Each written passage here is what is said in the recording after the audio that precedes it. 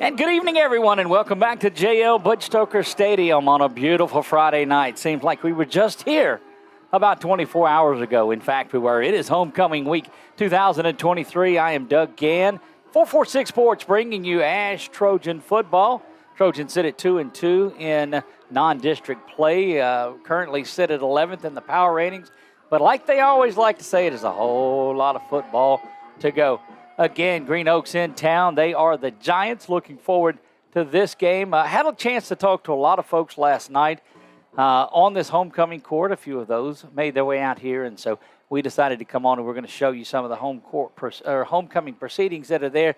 But I'm joined in the booth, as I have been all season long, by my man Nick Magnano. Coach, welcome to the booth. Hey, man, glad to be back, especially here. Second home game. Two big events. On the first one was opening up the turf. Second one is homecoming. So, man, it's a beautiful night, 93 degrees, 31% humidity. So, although it is hot, there's not a heat index. So, chance of rain? Never. There you go. So, no, it's a east-southeast wind at 5, so it shouldn't affect the game too much. And, man, we're ready to play. We were down on the field a little bit earlier and spoke with Coach Bachman, and it's just nervous energy. You see him now at the 50-yard line, or I do. We'll get Roger to move the camera over and find Coach Bachman there on the 50 is where he sits. And I don't believe there is, and I've been around a lot of coaches, and I'll get your perspective on that too, but he stays busy the entire pregame. I've seen him out bringing out the pylons. I've seen him bringing out water, doing a little bit of everything, and that's it's just a lot of nervous energy. Yeah, and you have to. And to be honest with you, I used to get there and I would put the corner flags out for soccer. I'd help set the benches up.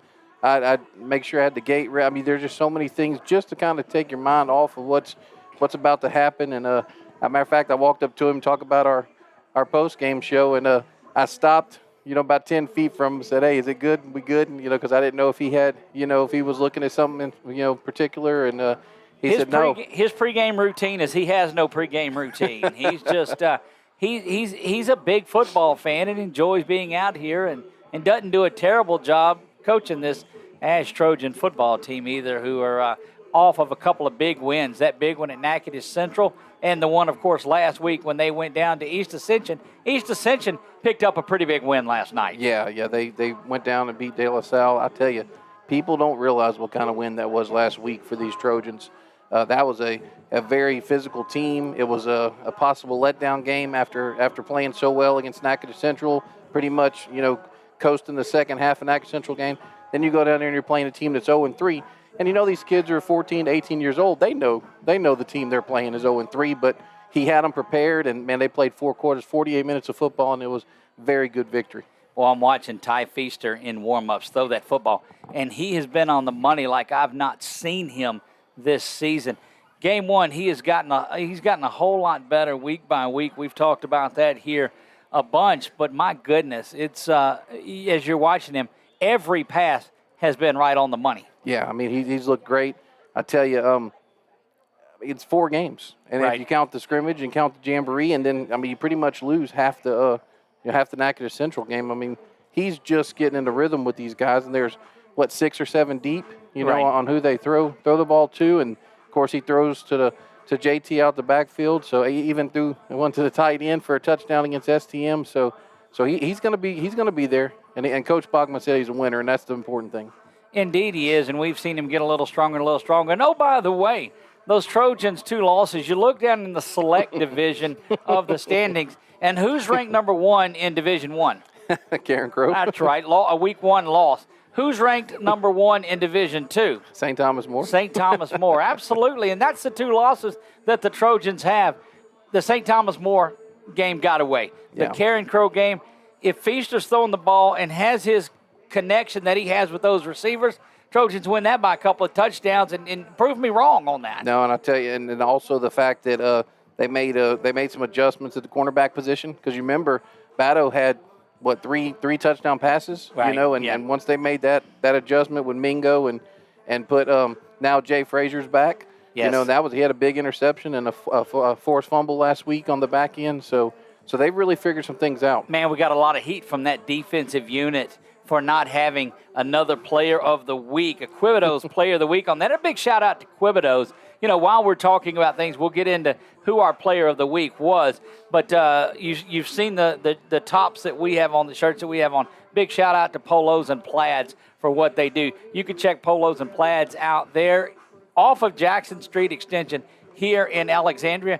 Back there, if you're looking at Max, they're in that next to Papa John's back there to the left. There's a cleaners back there. So go back there and see Michelle and the group at Polos and Plaids for all your uniform needs. And, of course, would be remiss to start a ball game without talking about our press box food.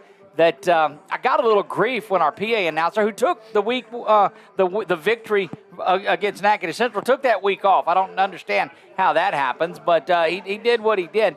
But La Bistro Waffle and Coffee Bar for providing it, and had jambalaya in week 1 and had the pulled pork this week, and my goodness. Yeah, second to none there. That's a company, the family does, great business. They're locally owned, operated. They're off of 28 West. Like I told you, Old Aggies, Great Escape. They're on the west end of that, closest to the, so I think that's the Toyota place. Oh, no, I'm sorry, the Chevrolet place. So please go out and see them. They're open, until 2 o'clock most days. They have a great brunch. They have, waffle bar. They have great coffee. And then they also serve a bunch of different things. They serve jambalaya. They serve catering gumbo as well. Yes, and they cater as well. So do you see the plan that we have that a lot of our sponsors are tied into food? And I don't know how that worked out, but it certainly did. One of the sponsors that does serve food, but is not a food place, is Why Not Stop, and they provide our keys to the game. You had a couple of good weeks. Now you went 0-2, and we put the pressure on you, similar to what was on these Trojans on here. So I don't know if you're ready or not. You may have to come by the screen where you can see this too. But I tell you what, let's go ahead and take our first break of the evening on there. We'll do that. We are in the countdown to kickoff. Wallace Eye Associates, of course, is our key sponsor, and we'll be back right after this word from our friends at Wallace. Is your vision just not as crisp and clear as it used to be? Are you having difficulty driving, especially at night? Are you over 40 and now needing reading glasses? If so, the trusted eye care team at Wallace Eye Associates is here to help with your family's eye care needs, just like we have been for nearly 40 years. Call Wallace Eye Associates today at 318-448-4488 to schedule your next eye evaluation.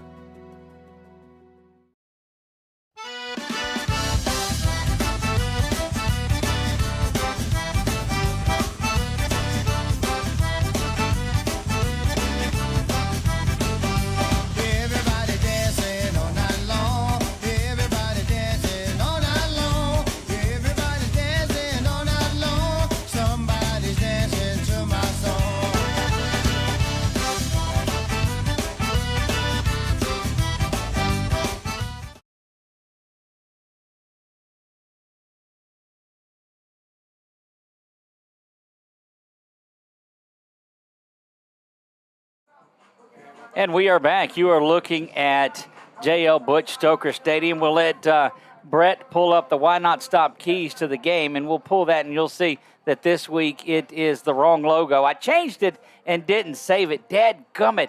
I changed the keys, but of course we're not playing East Ascension again. It is Green Oaks, but what a game that would be. So without any delay, Brett, let's pull up key number 1. Grease. Grease, very good. And you know where they're at here. What event is that at that they're at Grease? That was the dance-off at Rydell High, huh? At homecoming. At homecoming, there that's you have right. it. You see what I did there? That's right. So that's what right. could that possibly mean? Well, the keys in game number 1 is we're not dancing yet. Don't focus on that dance. Don't focus on the homecoming. Let's focus on the game tonight, get victory, and the homecoming weekend will be a lot more enjoyable if you take care of business tonight. Take care of business and Grease, and I see what you did there. All right, you did good on that one. Let's roll into Why Not Stop keys to the game number 2. What do you have with that? Okay, so you know what that is. You'll be singing it in your head a little bit, okay. But that's a one-eyed, one-horn flying purple people eater, right? I got you. The purple people eaters was what they called that Maroon, yeah, I got Minnesota Minnesota Vikings defense. I got it. Okay. So okay. how on earth would that relate to your keys? Come on, now I told you yeah, you I'm wouldn't sorry. get this one tonight. I'm sorry. Yeah, you're right. Hey, number 2, the defense. Build off last week's great game. But I want to see 48 minutes of football on the defensive side. Yeah. Let's make sure that we finish this thing out. I mean, hopefully we'll be playing a bunch of reserves in the second half, but let's focus and get this thing done. I said it's a one-eyed, one-horned flying purple.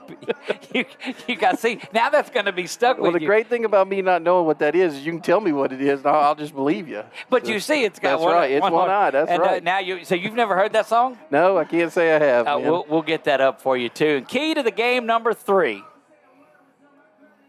Hey, here we go. We're back in the NASCAR world. No, that's Talladega night. So. That's Talladega. That's NASCAR. They're going 5 wide. Yes. Tell me about how that relates. Yeah, I mean, we really need to get Feaster and the receivers back on the same page. 2 weeks ago, first half against Niagara Central, they did well, and then they were together. But last week, we leaned on JT a lot. 36 carries, over 100 yards. 169 yards and 2 touches. That's right. So let's get them back on track because we're going to need to be a more balanced offense when we go into district next week. So we had Grease.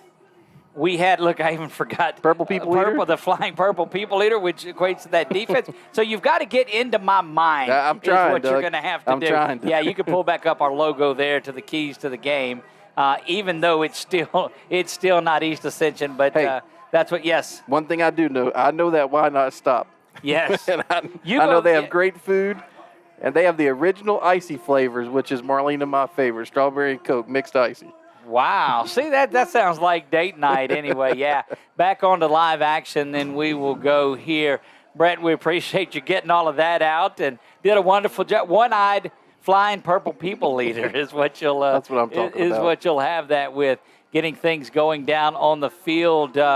We're just, I don't know, what does the school board tell us, 18 minutes away from our kickoff on there. Of course, we'll see the homecoming festivities. We'll follow that in its entirety at halftime. Look, had a great time with the folks that came out to the show. I count about 300 people that were around there between those that got out of the parade and came up and had some of that jambalaya and had a really, really good time along the way. But we were able to talk to some of the cheerleaders, some of the Palm Line, some of the Troy Dolls.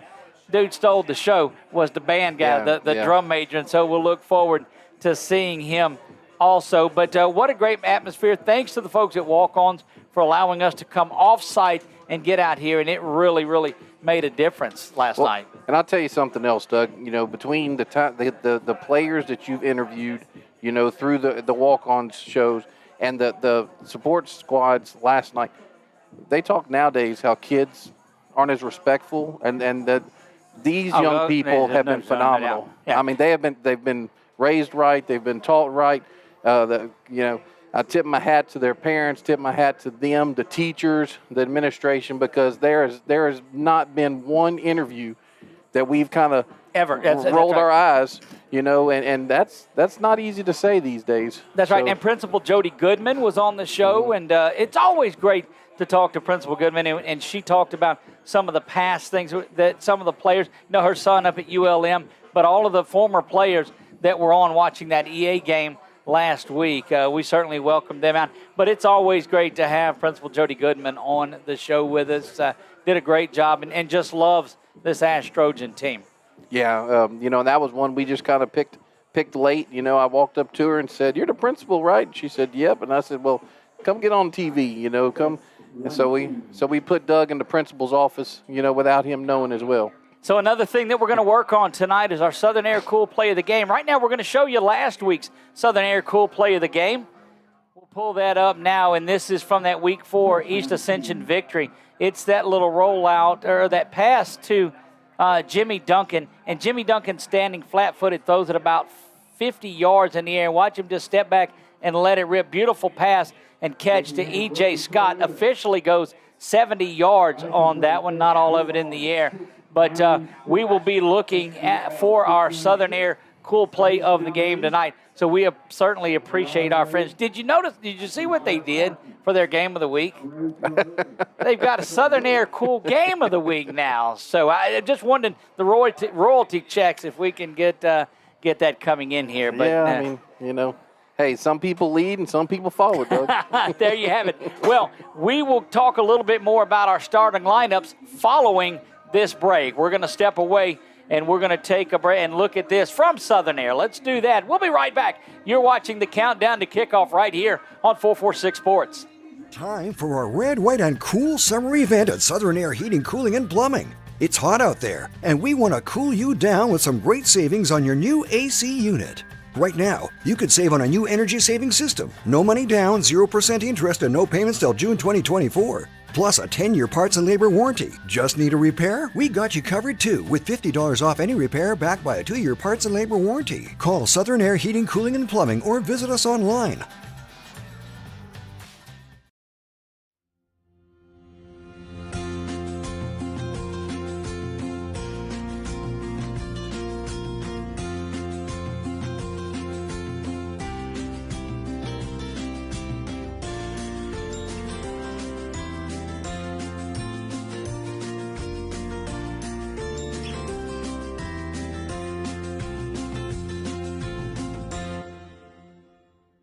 BK Distributors is proud to support high school athletics on 446 Sports. BK is the one-stop shop for trophies, banners, awards, letter jackets, and just about anything award-related. And now, welcome BK Apparel and BK Promotions to the family. For all your spirit apparel needs and anything you need to brand your business. When you think of anything you need with your name on it, think BK. Check them out on Facebook or at bkdistrib.com. BK Distributors, Apparel and Promotions in Pineville. I'm Jason Hawk with Farm Bureau Insurance. Did you know that September is Life Insurance Awareness Month? Our team is here to educate about life insurance and help you make the right coverage choices with the right agent this month and every month. Taking care of your family can be simple and something you can do today. There's no better time than now to learn how life insurance can protect your family's financial security. So talk to Hawk at 318-791-HAWK or online at talktohawk.com and let us help you protect what matters most.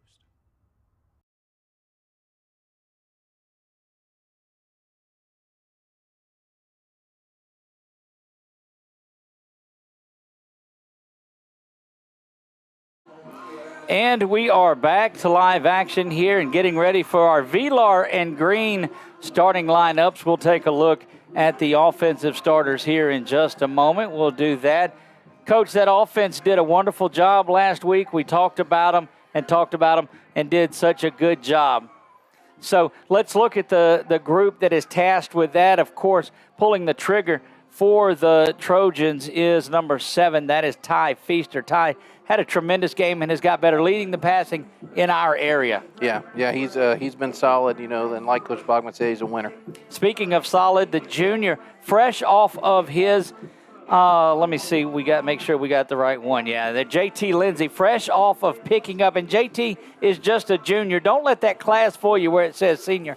He is just a junior. I'm going to get with my graphics person and get that fixed. Oh, wait a minute, that's me. So, I'll have to fix that. User error is what it is, but JT fresh off of a D1 offer from Tulane. So great work there by JT Lindsay. We'll move out to the wideouts and take a look at that. Of course, Mama Mingo, you'll see him on there twice. He will start defensively as well at the other wideout. And remember, those Trojans do rotate a lot of wide receivers. Jalen Johnson, number 1. You'll see E.J. Scott. You'll see Darius Washington out there.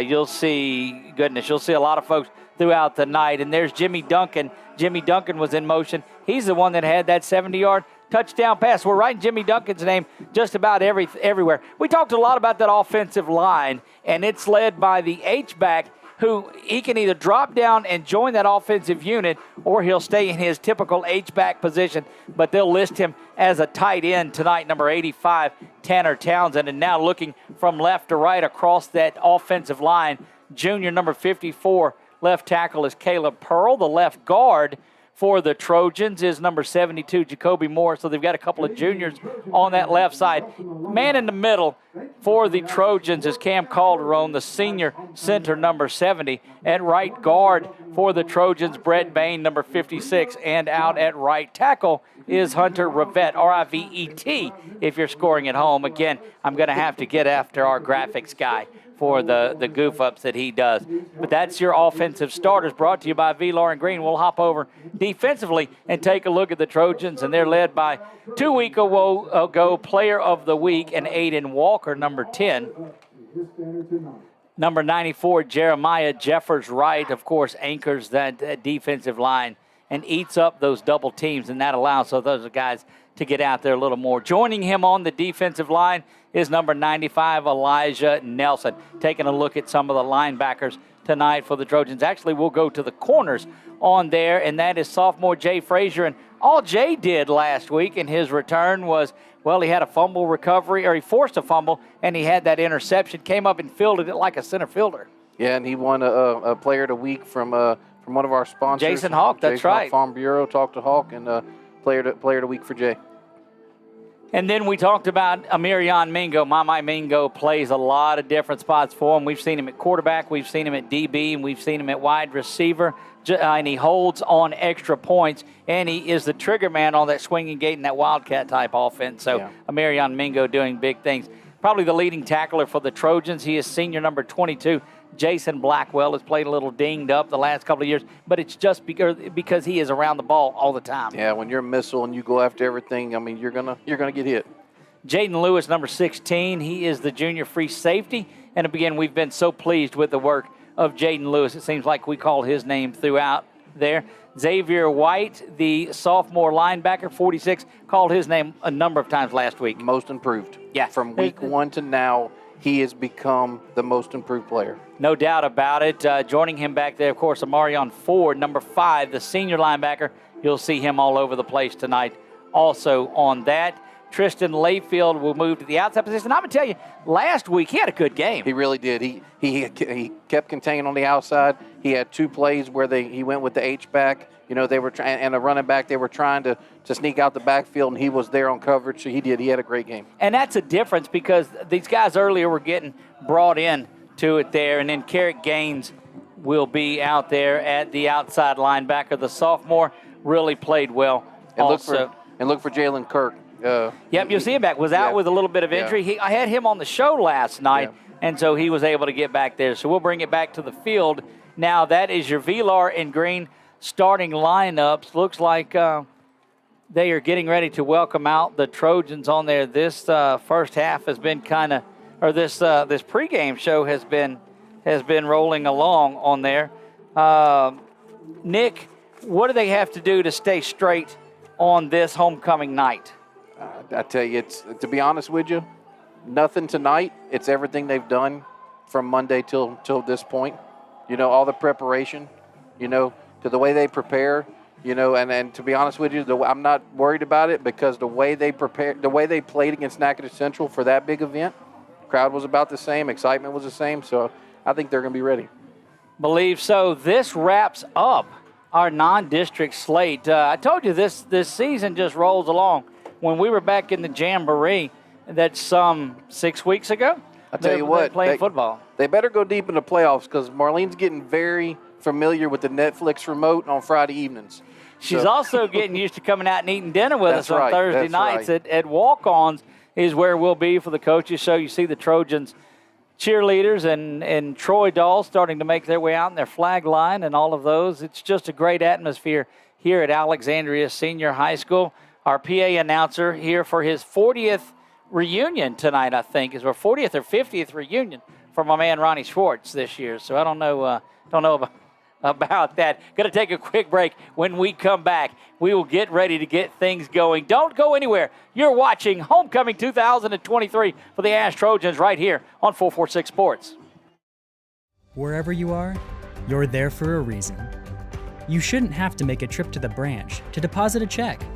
Skip the trip and use our mobile app to easily and securely deposit checks right from your phone.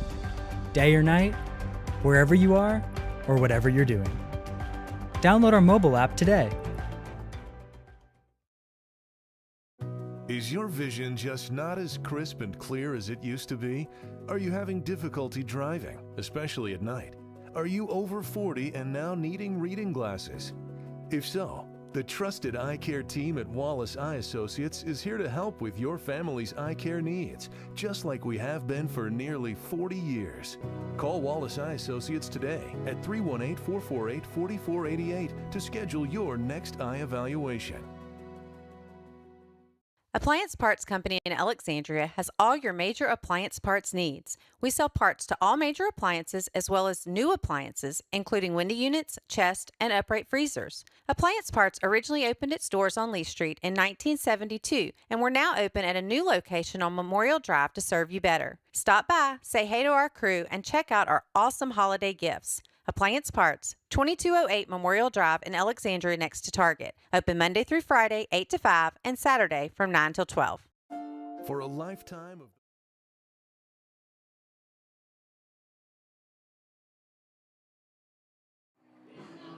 And we are back to J.L. Butch Stoker Stadium here in Alexandria, Louisiana.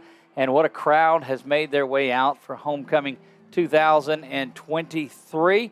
This game is against the Green Oaks Giants out of Shreveport.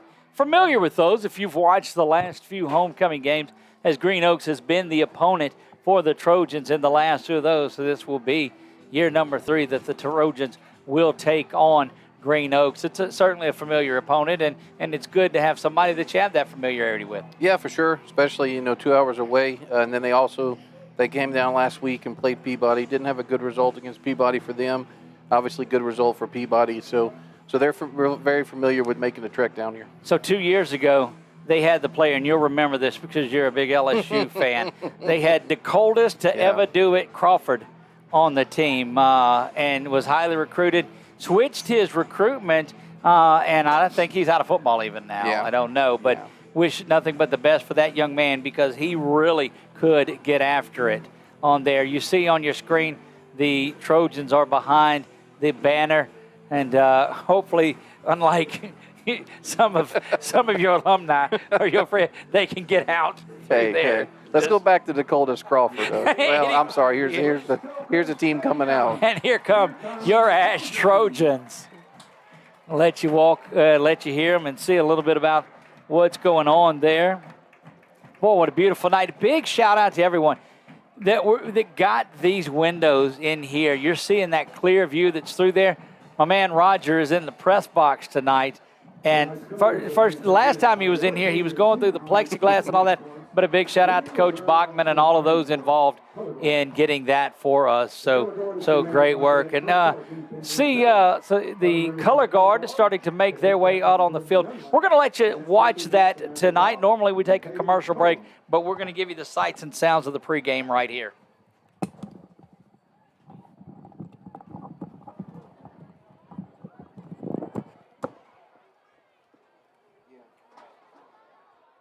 At this time, please stand as Emma Myers, Senior FCA member, will lead us in the prayer, followed by the playing of the national anthem by the Fighting Trojan Band. Please bow your heads. Father in heaven, we ask your blessing on the game the players are about to play. Give all of them the courage to play this game in a manner which by their words and actions are pleasing to you. Let everyone enter into this competition in a spirit of good sportsmanship and with a respect for the members of the opposing team. We ask you, Lord, to bless each one of us, especially the coaches, officials, parents, players, and alumni. Keep us under the protection of your Son, Jesus Christ, and help us be aware of his presence with us in this game. We thank you for all that you've given us, and we love you. In your name I pray. Amen.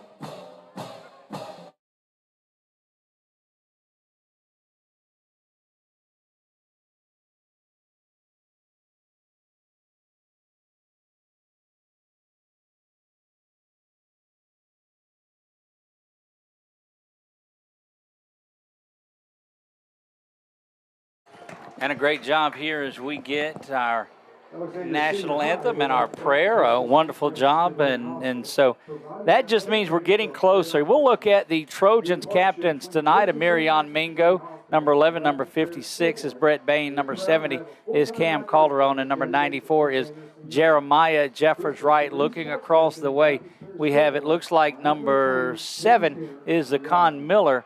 And number 9 is that, and that is Stedman Brisker. 6'6", both of them pretty tall. But, Nick, you just one look and you see the numbers that on the team. And you've got maybe about, I don't know, just a handful. You've got one roster, and what is that, about 40 players maybe? Yeah, I counted 38 just whenever I printed it out. Of course, there's a few on there that don't have positions, so don't know necessarily if they're actually on the team anymore. And you go against a roster that's got 130-plus on there. And so this is, unfortunately, it's one of those homecoming type games. It's an opportunity to get a lot of work in tonight, and you got to go out and execute. You have to go. Don't think that I'm saying that this isn't a winnable game for Green Oaks, but I will tell you the Trojans in 5A are rolling right now, and this is one that should be able to allow them to work on some things as they get ready for district play to open up 1 week from now. Yeah, they just want to be clean. That's the main thing. Clean, very few penalties, execute the way you're supposed to, and just really work on some scout team stuff as well. Yep, and you heard Coach Bachman do that. So we should see Max Gassett tonight some. He'll be the first in at quarterback when Feaster is done. Bachman said he wants to make sure that you have, and he'll play as long as they're clean. The coin toss was won by Green Oaks, and they have elected to defer. They will kick, and the Trojans will receive, and that's going to put that mighty Trojan offense, and we'll see if they come out and they can go 5 wide to put some passing in to balance that out. And you see, going back to that picture of 5 wide, things can be a little dicey and cause some chaos when you get into those type of setups. But we know the Trojans are going to look fast. Probably had their toughest Tempo Tuesday of any weeks, they said. Yeah, what did he say, 138? 168 plays were ran on Tempo Tuesday. And, you know, these guys are telling us when you look in their eyes, you see it. It looks like JT going back there with E.J. Scott are the 2 deep men. Jimmy Washington is up. Darius Washington, or Jimmy Duncan is there. Kirkland Bates is in there to the near side, and Darius Washington. So you've got on that front line the speedsters that you have out there. You got Jimmy Duncan, you've got Darius Washington, you've got E.J. Scott, and you've got JT is out there as well, and then Bates. You've got a lot of speed across that front line. You've got some big blockers and some big hands, guys. And here comes Green Oaks. Now, Green Oaks in the gold pants with the green trim, white jersey tops, and gold helmets. Trojans go with the purple uniform top with the big white bright letters, thankfully. That's a combination that any announcer can appreciate. That is number 7, Zakon Miller. We've got him listed as an outside linebacker, is the kicker tonight. See how he sets this ball down and what he's got on mind. A lot of times you'll see a squib out of it or a sky kick. We know a season ago Green Oaks would do on a couple of kickoffs that they had, would do the sky kick, trying to keep it away from their guys. And look at what you've got. You've got your deep guys up around the 20-yard line. Yeah, we saw on film that, he can get a hold of them, but most of them, go about 10 or 20 yards, maybe 30 yards at the most. Getting ready to go. It is Homecoming 2023. Doug Gann alongside of Nick Magnano, and Miller puts a foot into this, and it's kind of crossways, and it's going to bounce around. Trojans are going to need to fall on it, but Darius won't. He'll pick it up and try to get out of there, and these guys are explosive, and they want to make things happen. Yeah, obviously, on that one, it's a live ball, so we have to make sure we get on it there. I'm glad he did. The Trojans offense will come out. We'll see those starters that we talked about, courtesy of Vilar and Green. JT Lindsay back there. I see E.J. Scott coming out. Ty Feaster is there. JT assumes his role in spot. So Tanner Townsend in there. Also is Kirkland Bates to the near side. Looks like he's in the slot, actually, is where Bates is. Feaster on first down and 10. First play from scrimmage for the Trojans, and they look over to the near side, and that is Darius Washington. That is the wide out. He is along the numbers. Snap is back. JT's going to have it up the middle. JT trying to get to the outside 30, picks up the first down, and he's going to get to the 38-yard line. They'll give him the 39, but it's first down, and that is a 14-yard pickup, and the Trojans already on the ball. We talked to the band, and we'll tell you about that in a minute. Handoff goes once again to JT. JT banging around, spinning, hits the circle button, spins around out inside the 50 to the 48-yard line. Yeah, I mean, both right there. We're just letting him line up the blockers, seeing where the gap is and hitting the hole. Boy, tempo is in the favor of those Trojans. They are out and working. Going to get a false start as it looked like the motion man was moving up towards the line of scrimmage just a little bit. So if you want to keep up with everything that's going on, just look up top to the Wallace Eye Associates scoreboard if you want to see other games that are going on. Of course, the Saddlers Towing scrolling score ticker. Yeah, Tanner got a little excited there. He was thinking about Tempo Tuesday, and he didn't want to get left behind, so he left a little early. First down and 15. That puts it back on the Trojan side of midfield, out near the top crest of that Trojan. Zipped over to the near side. Darius has it. Good blocking on the outside by Bates. Going to get back probably the penalty yardage +1. It'll be second down and 9. Yeah, I think Darius probably should have taken that one inside a little bit, but they one-on-one play. He did get a 2-yard gain there. Bates and EJ flop to the other side, and there's going to be a false start once again. And Coach, we talked about being clean. That is 2 motion penalties against the Trojans, and Bachman's not excited about that early on. No, considering we had 3 penalties last week. Of course, we'll call that the color guys jinx. How's that sound? Yeah, you did jinx things there, but back behind the chains again and back on the Trojan side of the 50 they go from the 48. Clock runs with 10:55 and counting here. Quick pass to the near side, and Darius has it. He's going to be down to the 40, Darius Washington, with that one, and that'll bring up a very manageable third down and 2. Trojans, of course, in 4-down territory wherever they are on the field. Feaster looking to the right side, now snaps the ball.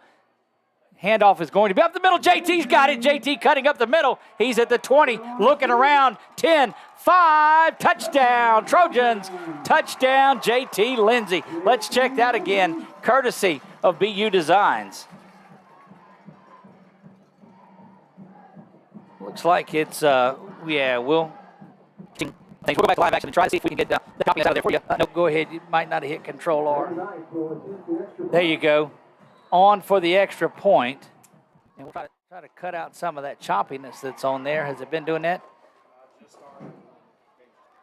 We're going to hold right here, Nick. Why don't you recap that drive for us? Yeah, we had 3 rushes by JT Lindsay, a 14-yard rush, a 12-yard rush, and a 40-yard touchdown there to finish the drive off. Feaster was 2 for 2 on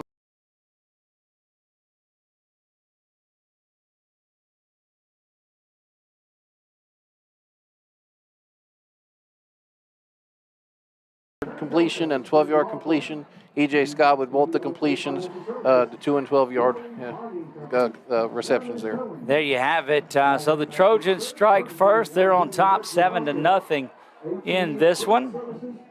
Looks like we're back and moving at the rate that we should be. So Bodie Van Dyke with extra point. Gotta give the kicker credit. Of course you do, especially when they are as prolific as they are and have a freshman that is kicking well for them as well. We were down there on the field and talking to Coach Bachman and said he's putting it down around the 10-5 in the freshman game. So the Trojans continue their kickers through the years like they've had. Yeah, Eli Fung's his name. Excellent soccer player as well. Shannon Mesh with the kickoff here. Pretty cool family, too. They're we visited with them through the years and great folks.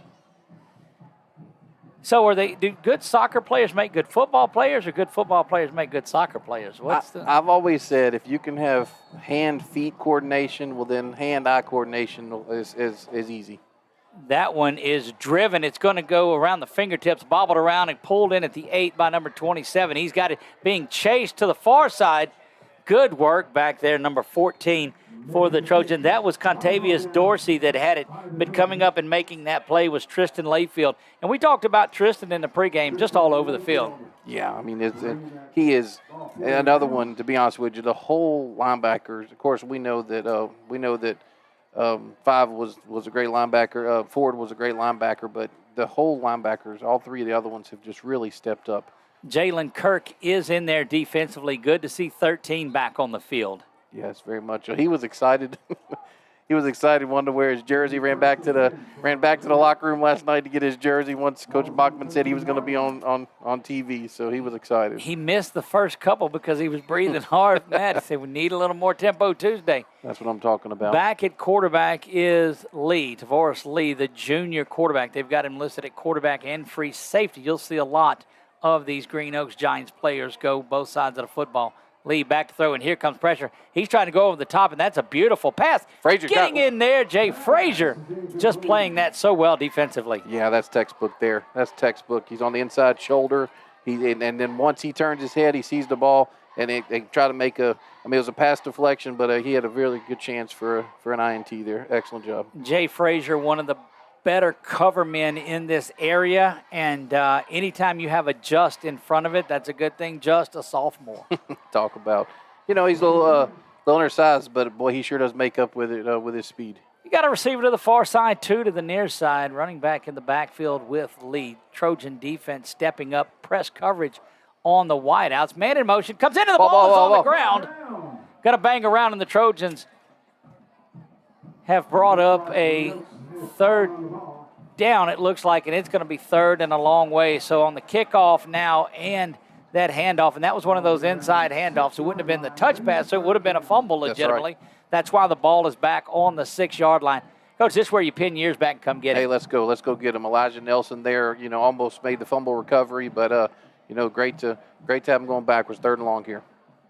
Look for Xavier White, Amarion Ford, Aiden Walker to, if they're coming in after that quarterback, feel like they can get to it. And you see that linebacking core, Kirk, as well. He's showing coverage, but he's looking into the backfield. False start. Penalty to the far side of the field. We believe. An idea created by 2 walk-on bench warmers. And after 10 years of hard... Getting things set back up for you here. We'll see what's... Yeah, Tavares Lee looks like he's going to be the punter. Ooh! That one is blocked into the end zone. Trojans look like they cover it. Touchdown. And it is. It's a touchdown for the Trojans. Again, we will have all of this game up in its entirety. Not sure what's going on with our feed there. Yeah, Aiden Walker with the recovery there, looks like, if I'm...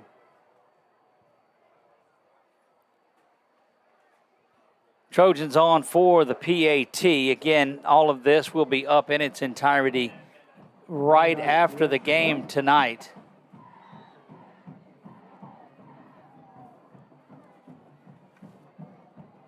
Yeah, Bodie Van Dyke with the extra point there to put the Trojans up 14-0 with 8:20 left in the first quarter. Going to step away to commercial. We'll be right back right after this. It all started with a sketch on a napkin. An idea created by 2 walk-on bench warmers. And after 10 years of hard work and perseverance to turn their dream into a reality, it's the #1 sports bar in America. Welcome to Walk On.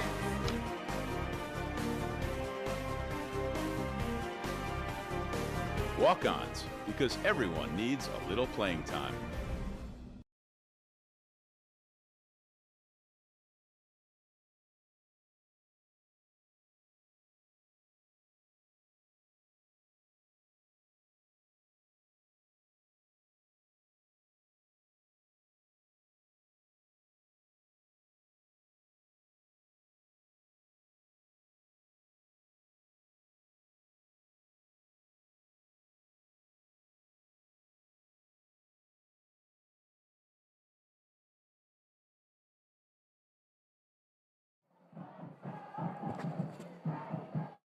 Trojans getting ready to kick things off.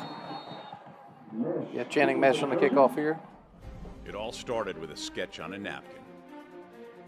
An idea created by 2 walk-on bench. Covered out here to the right. Oh, might be a face mask on the play. It all started with a sketch on a napkin. An idea created by 2 walk-on bench warmers. And after 10 years of hard work and perseverance to turn their dream for Green Oaks Giants. On the kickoff.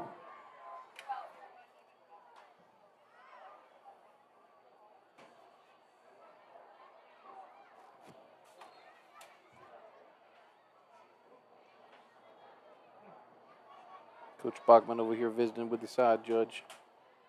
Here comes the Giants out for first down and 10 from their own 16-yard line. 2 receivers to the far side, 1 to 2 for 4 wide here. Quarterback Tavares Lee in the shotgun.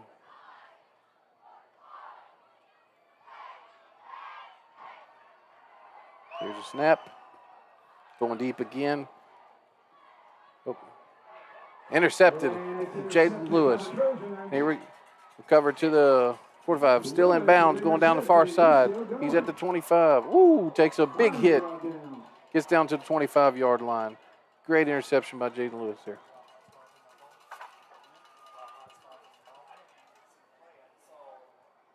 Ball replaced on the 26-yard line. Trojans.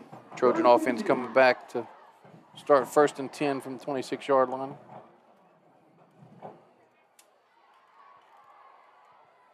Feaster in. He's got Jimmy Duncan behind him. Tanner Townsend in the slot there, or the H-back position. Snap. Stop route to E.J. Scott. 8 yards. Down to the 17. He's getting the 17-yard line. 8-yard gain there from Feaster to Scott. A little stop route they've been working on. Doing really, really well. Go second down and about a long 2.5 here. Forward pass, he just got to the edge there. Can he make things down to the 5? Still going to the 2-yard line. Should be a first down, first and goal from 2-yard line on that little forward pass from Feaster to Scott. And we are back. It sits at 14-0. The Trojans lead this following the blocked punt into the end zone. And again, internet concerns up here in the press box. It looks like we have everything back. Trojans now following that Jaden Lewis interception. And again, we will have this game in its entirety before the night is out and uploaded. Handoff's going to go to Duncan right up the middle, and it's going to be into the end zone. Touchdown, Jimmy Duncan. Touchdown, Trojans. And that puts it at 20-0 in this one. We'll look at that one again. It's going right up the middle. Now we'll get back to live action there and won't use the replays tonight as a little bit of technical difficulty. A lot of people in here and the internet just a little bit shaky, but we're up and going now. Van Dyke on for the PAT. And again, that one is up and it is good. 21-0. Some 5 minutes into this one, not even at the break yet, and it was 22-0 in that Natchitoches Central game here, and that talks a lot about that defense that you talked about. Yeah, I mean, they're doing great. I mean, had one pass breakup on the deep pass in the first series that Green Oaks had, and then there we had the interception, and Shannon Mesh going to 21-0, reset things and get that scoreboard updated for you. So 7:04 remaining here, first quarter play. And it has been all Trojans in this one. They've done it offensive, defensive, and special teams with the blocked punt for a touchdown. And we'll see who fell on that one. I don't did you see who fell? I think it was Aiden Walker. I think. Unofficially, I'm going to give it to him. We'll go through and we'll look back at some things, get some takes on there. Again, if you're watching along live, it is 21-0. If you went back and watched this again to miss some of the plays that were on there that we lost during the breaks, then we'll have that for you. That kick is squibbed down the middle, going to be picked up around the 15-yard line and brought right up the middle. That is number 5, and I don't see a 5 on there. Finally brought down.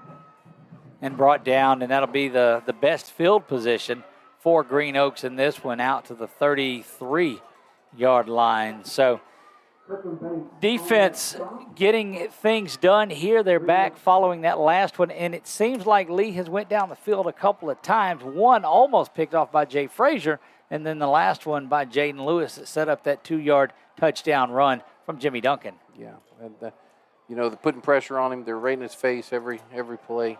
Of course, the 2 of the 3 offensive possessions has been the Feaster to E.J. Scott combination, and then the other one it was J.T. Lindsay on the rushes there. 1st and 10 here for the Giants. And again, 21-0 here. 7 minutes to go in this one. Handoff goes to the first man through. That is number 9, Stedman Brisker. Stedman Brisker on that one. Yeah. Xavier White on the tackle there. I mean, he's everywhere right now. He's doing a great job. He's really seeing the ball well.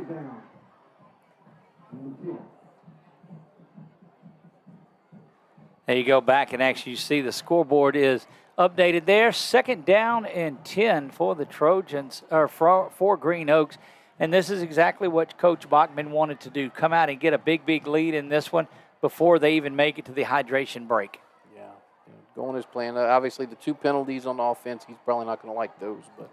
But they've got it straightened out from there, and that's good to see. Lee calls for the ball, and he's going to scramble to the near side over near that Trojans bench. Fires this one away, and looked like they're going to call it incomplete. The official on the far side saw that it hit the ground, but I'm going to tell you that was big time work by your man 13 there. Yeah. Kirk, he's dropping there, and that's the one thing that against STM, they weren't getting enough depth, and the linebackers weren't getting enough depth. So he was up front. Jaden came over the top, and with a great pass break up there. Yeah, Jalen Kirk getting in there, and it might be not the curse of being on the show, but he's come out and he's had some pretty good plays there. You see Coach Merce and that defensive unit calling in their plays. 3-man front. We saw the Trojans go with a 5-man defensive line last week against EA. So a great job at making adjustments. 3rd down and 10, 6:05 remaining. We are nearing that hydration break, but we'll have one play before it gets there. Setting up the middle screen, that bounces around. Great coverage over there. Carrot Gaines. Carrot Gaines comes up and forces the 4th down. We have reached the 6-minute mark, and we're going to leave it right here because we've got our signal. We'll get into our commercials in just a minute.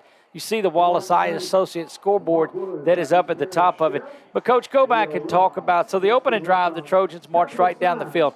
Defense forced and blocked the punt, and then the defense picks one off and sets up another touchdown. So how about that defense? You talked about they had to be the flying purple people eaters, and indeed they've done it.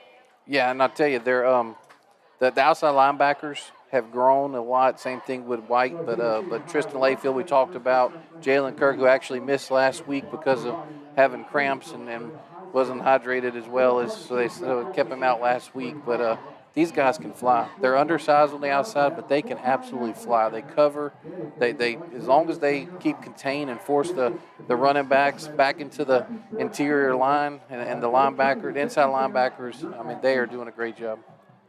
Tremendous work by that defensive unit. It forces a 4th down, and Green Oaks, with not much in the kicking game, will go for it here from their 31-yard line. False start is going to be called as the receiver on the far side took off before the play was ran, and we'll see it 4th and 15 if they think about kicking it away. But, Coach, when you don't have a kicking game, and it seems they don't, then I don't know what you do with it. You take your chance because at least you've got a 50-50 opportunity there. Yeah, for sure. And to be honest with you, we had pretty much had our kick return in. Darius is in the back here, and just in case that little bit of a pooch kick or something, he's standing back down around the 50. Lee stands in there, but remember the Trojans use their quarterback as a kicker. Sure. And they do, and that one is high. I don't know that he dropped the ball before he kicked it. It's going to bounce, get away from check it. Up, and Trojans will take over at the 43-yard line, and a lot of pushing and shoving going on down the field. And both players come back with their hands in the air. Yeah, I think that's maybe one of those that offset. Yeah, I hope so. But I tell you, Hayden I think he kind of lost it there a little bit. I think he got a little excited and kind of got wrapped up in the moment. So it may be on him only. We'll see. If that is the case, it is not a roughing of either of the players. It's going to be holding. It looks like the preliminary signal against the Trojans. So it wouldn't be enough. So they're marching it off. It'll be post-possession is what it looks like because the kick was away and then it carried on down the field. And so he was holding the kicker? We'll get clarification on there between quarters what it is, but it was post-possession is what they've marked it. So they're marking it 10 yards from the end of the run, of the end of the play, and Feaster and that offense will come out there. You got Jalen Johnson to the near side. He's in there for the Trojans. Kirkland Bates. Bates also with him. See if that is Lindsey still at running back. Can't see there from the side.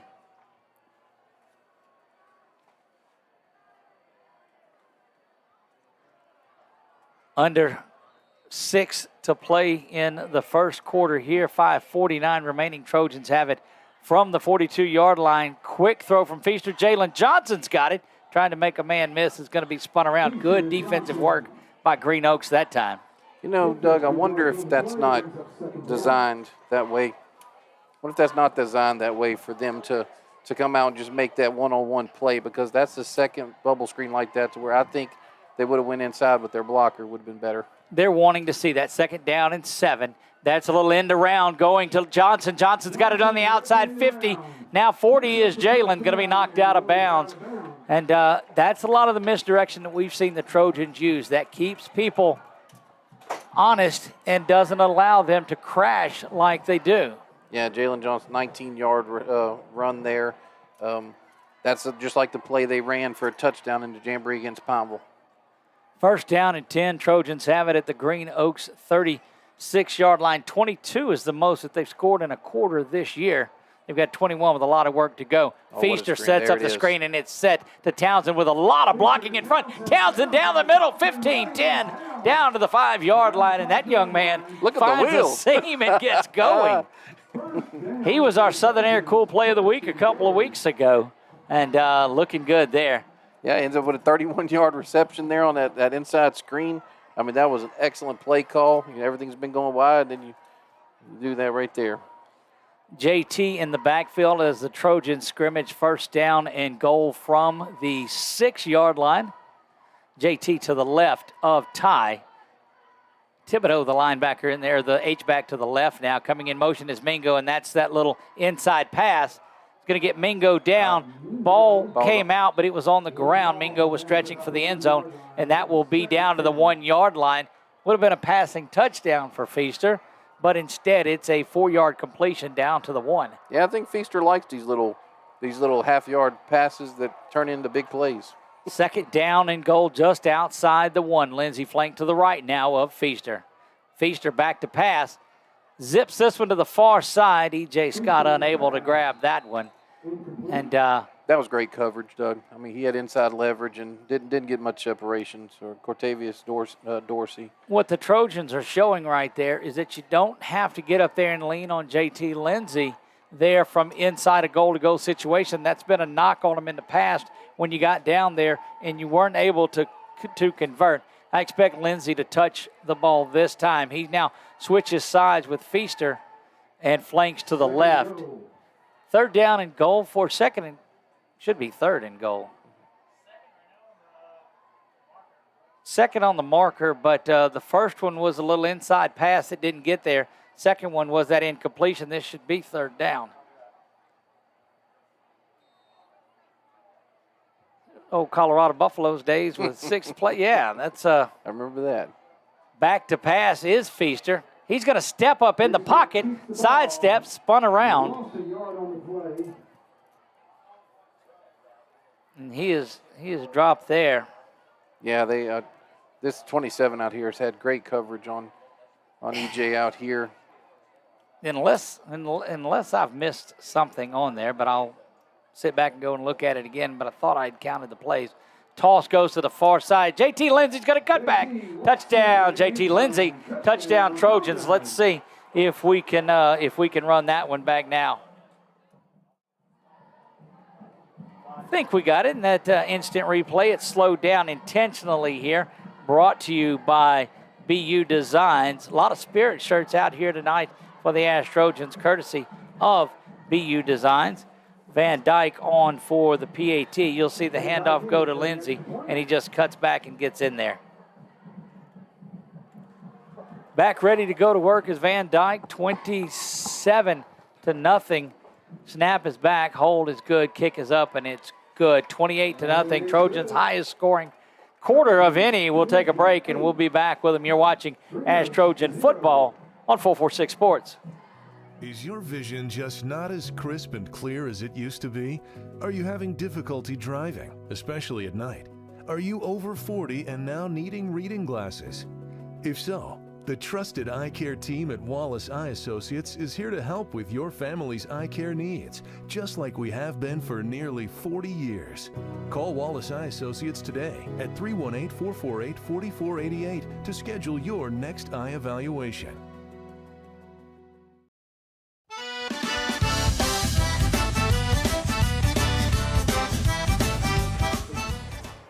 Back to Butch Stoker Stadium we go. Doug in alongside of Nick Magnano and a 28-0 lead for the Trojans. JT Lindsay already a couple of touchdowns in the first quarter alone. Off and running. We'll get an unofficial total for him on yardage here in a moment.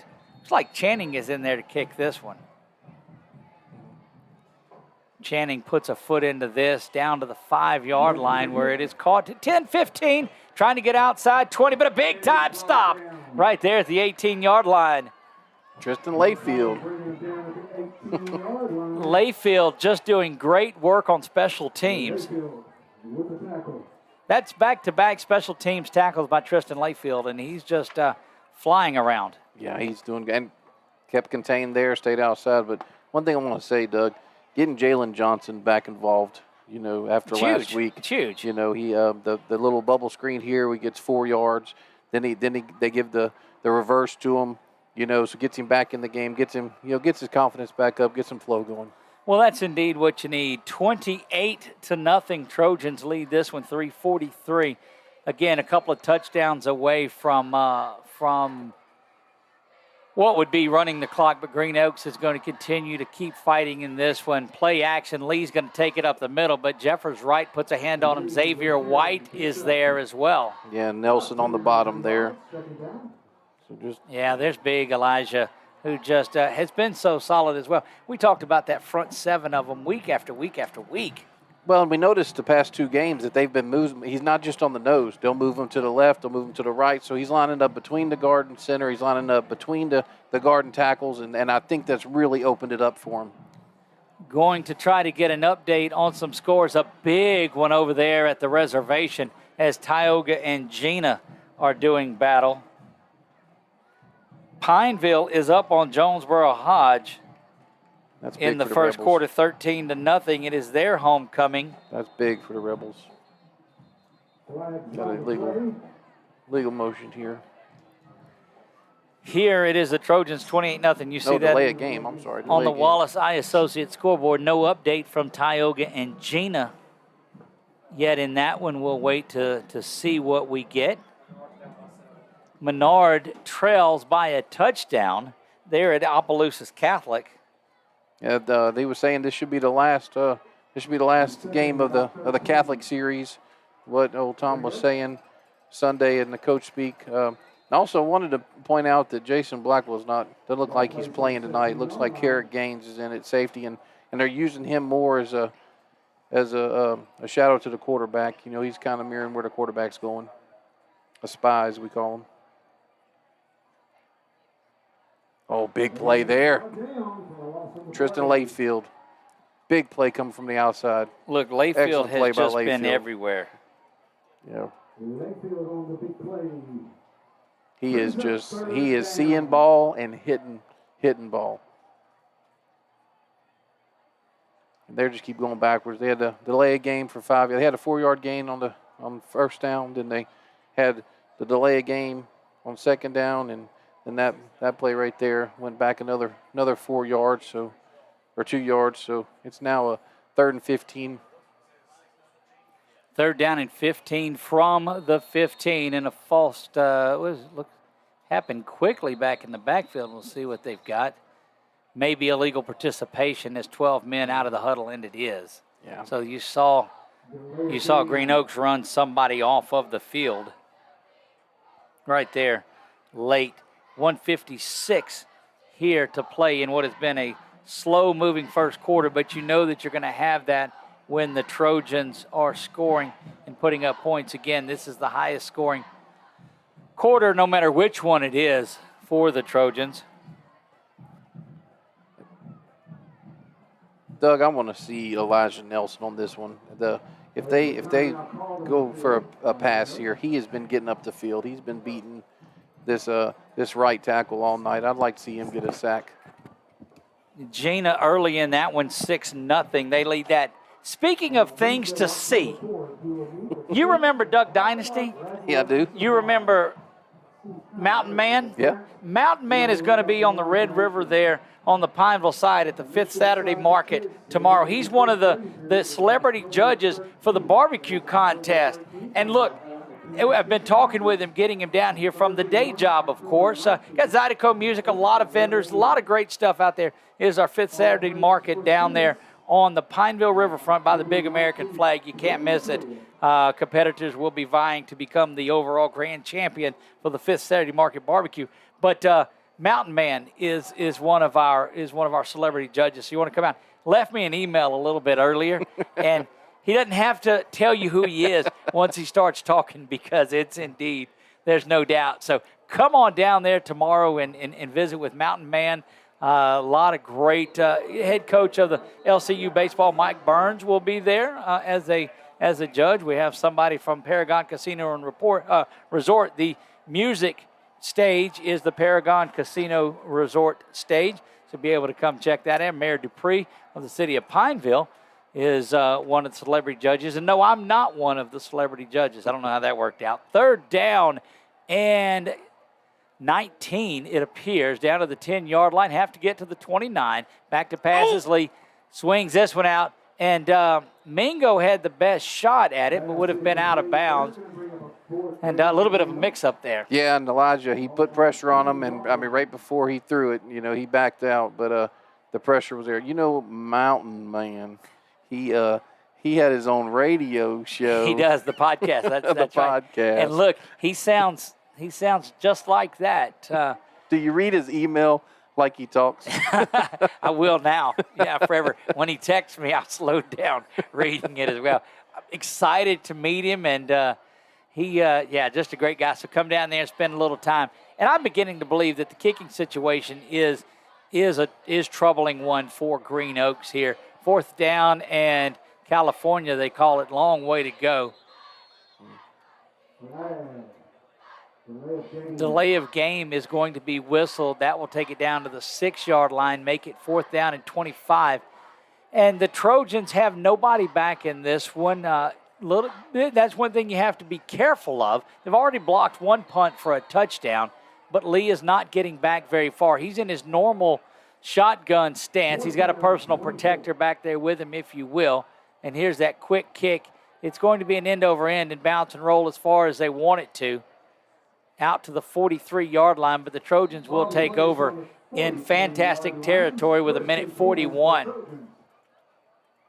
Yeah, Doug, we have so far in the first quarter, we have J.T. Lindsey with 4 carries for 69 yards, 2 touchdowns. Jimmy Duncan. All right, tell me that again. He has 4 carries for 69 yards and 2 touchdowns.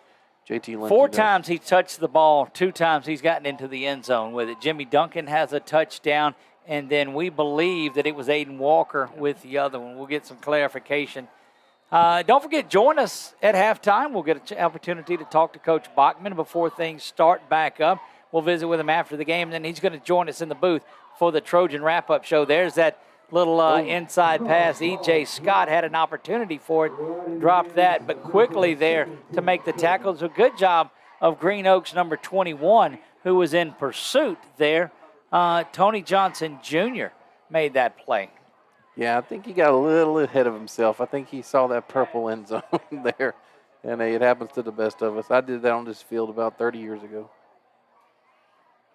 Oh, here we go.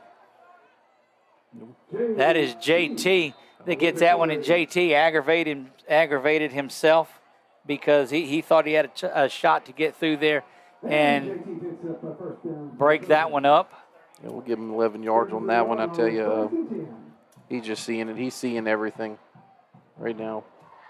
Toss sweep to the near side, or toss, and that's Jimmy Duncan. Jimmy cutting around, banging through, gets inside the 20, and first down for the Trojans is Jimmy Duncan, very active in this one.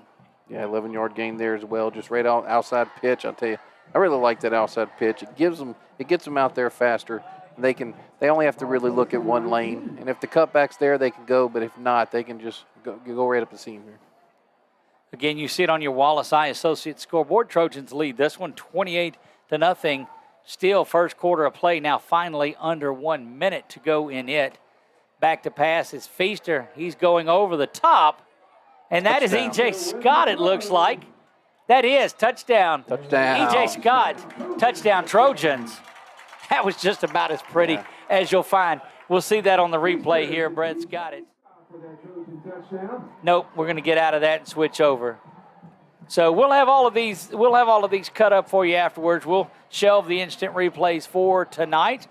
34, but we saw that's the pass they were working on. Yeah, I was going to say we saw that before the game. I mean, and that was just on the money.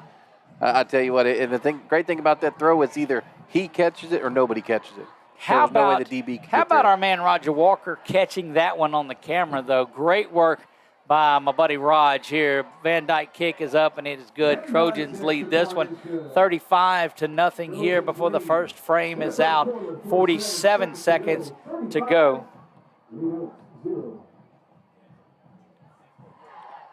Doug, I've got Ty Feaster I have him 7 for 9 for 90 yards and a touchdown in this first quarter. It's hard to believe it's still the first quarter.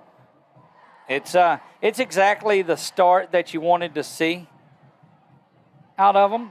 There's no doubt about that. Yeah, and Jimmy Duncan getting a chance there to run the ball. You know, from the middle of the field. You know, he did have the 2-yard touchdown earlier. See which of the kickers the Trojans trot out there. It's Channing again. Is it? Yeah.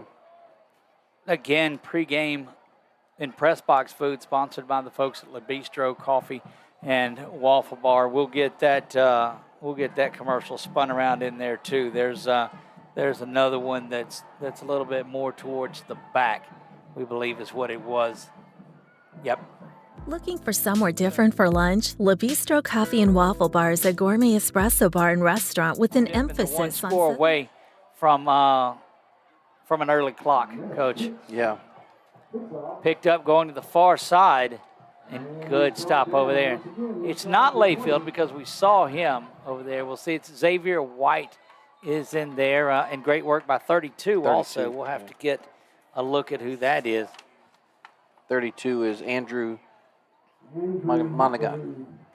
Andrew Monaghan. Monaghan, there you go. Solo tackle there.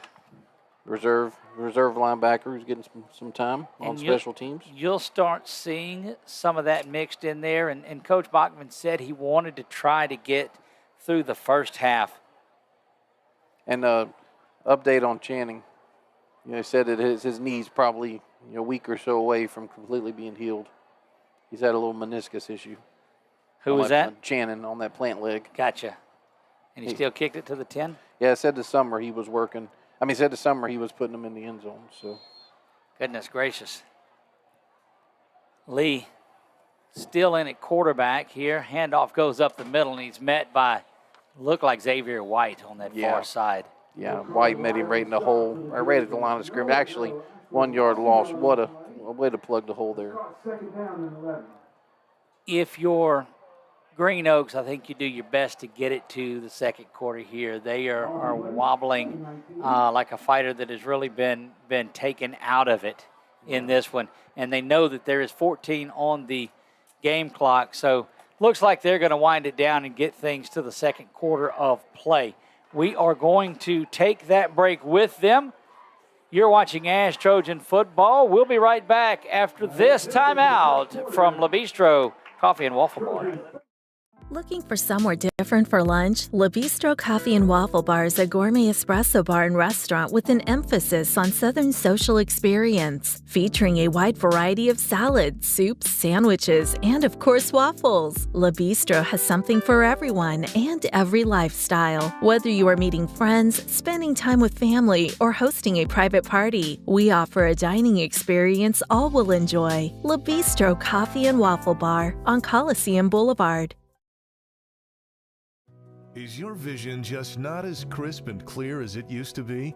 Are you having difficulty driving, especially at night? Are you over 40 and now needing reading glasses?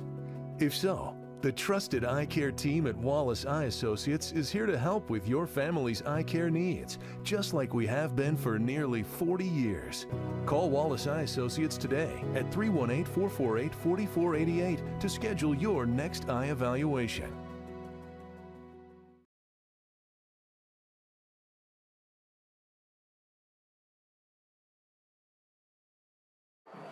And we're back to live action here. Trojans. We've been informed just shy of the auto, but you'll see a run clock throughout here tonight. Trojans have this one wrapped up, and you never want to get into a no doubt type of situation, but it is a game that was scheduled a couple of years ago, of course, and just they've done everything on your keys to the game.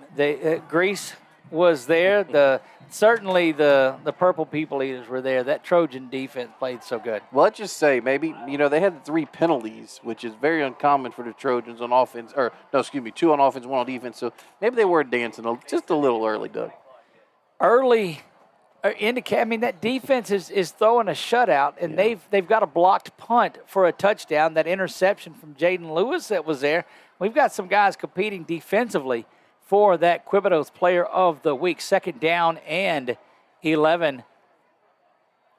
Man in motion now, empty backfield, 5 wide, and here comes pressure right up the middle. Going to get to the outside and brought down. Yeah, forced out there by Mama Mingo forced him out of bounds there. Well, tell you what, Tristan did get a little ahead of himself. He did kind of give up contained there on this side here. Getting a little excited. Ball does get out to the 30-yard line, so it'll be 1st down and 10 for Green Oaks. Green Oaks again out of Shreveport. Made the trip down 49 to get here. Trojans kickoff district next week, going to be a big one. Join us Thursday night, back out live from Walk-Ons, where we'll be there. But you can hear all about this on Coach Speak this Sunday from Quibitos. Join us at 5 p.m. Snap is back to Lee. Snap throw over here, now complete and down at the 33. Yeah, Mama Mingo on the coverage there. A little stop route. We'll give that to him. Keep him in front. No big play. Looks like Christian Ray, number 90, is in for Elijah Nelson on the left defensive end, or left defensive tackle. And then still have Aiden Walker and Jeremiah Wright. Jeremiah on the nose and Aiden Walker at the right defensive tackle. First quarterback that we expect that we'll see tonight is freshman Max Gassett when that opportunity presents itself. Lee, though, with the handoff up the middle, that interior line for the Trojans. That is Brisker with the carry. Yeah, Jeremiah there, Ray there, Aiden Walker there. Just all meet at the running back. No gain there.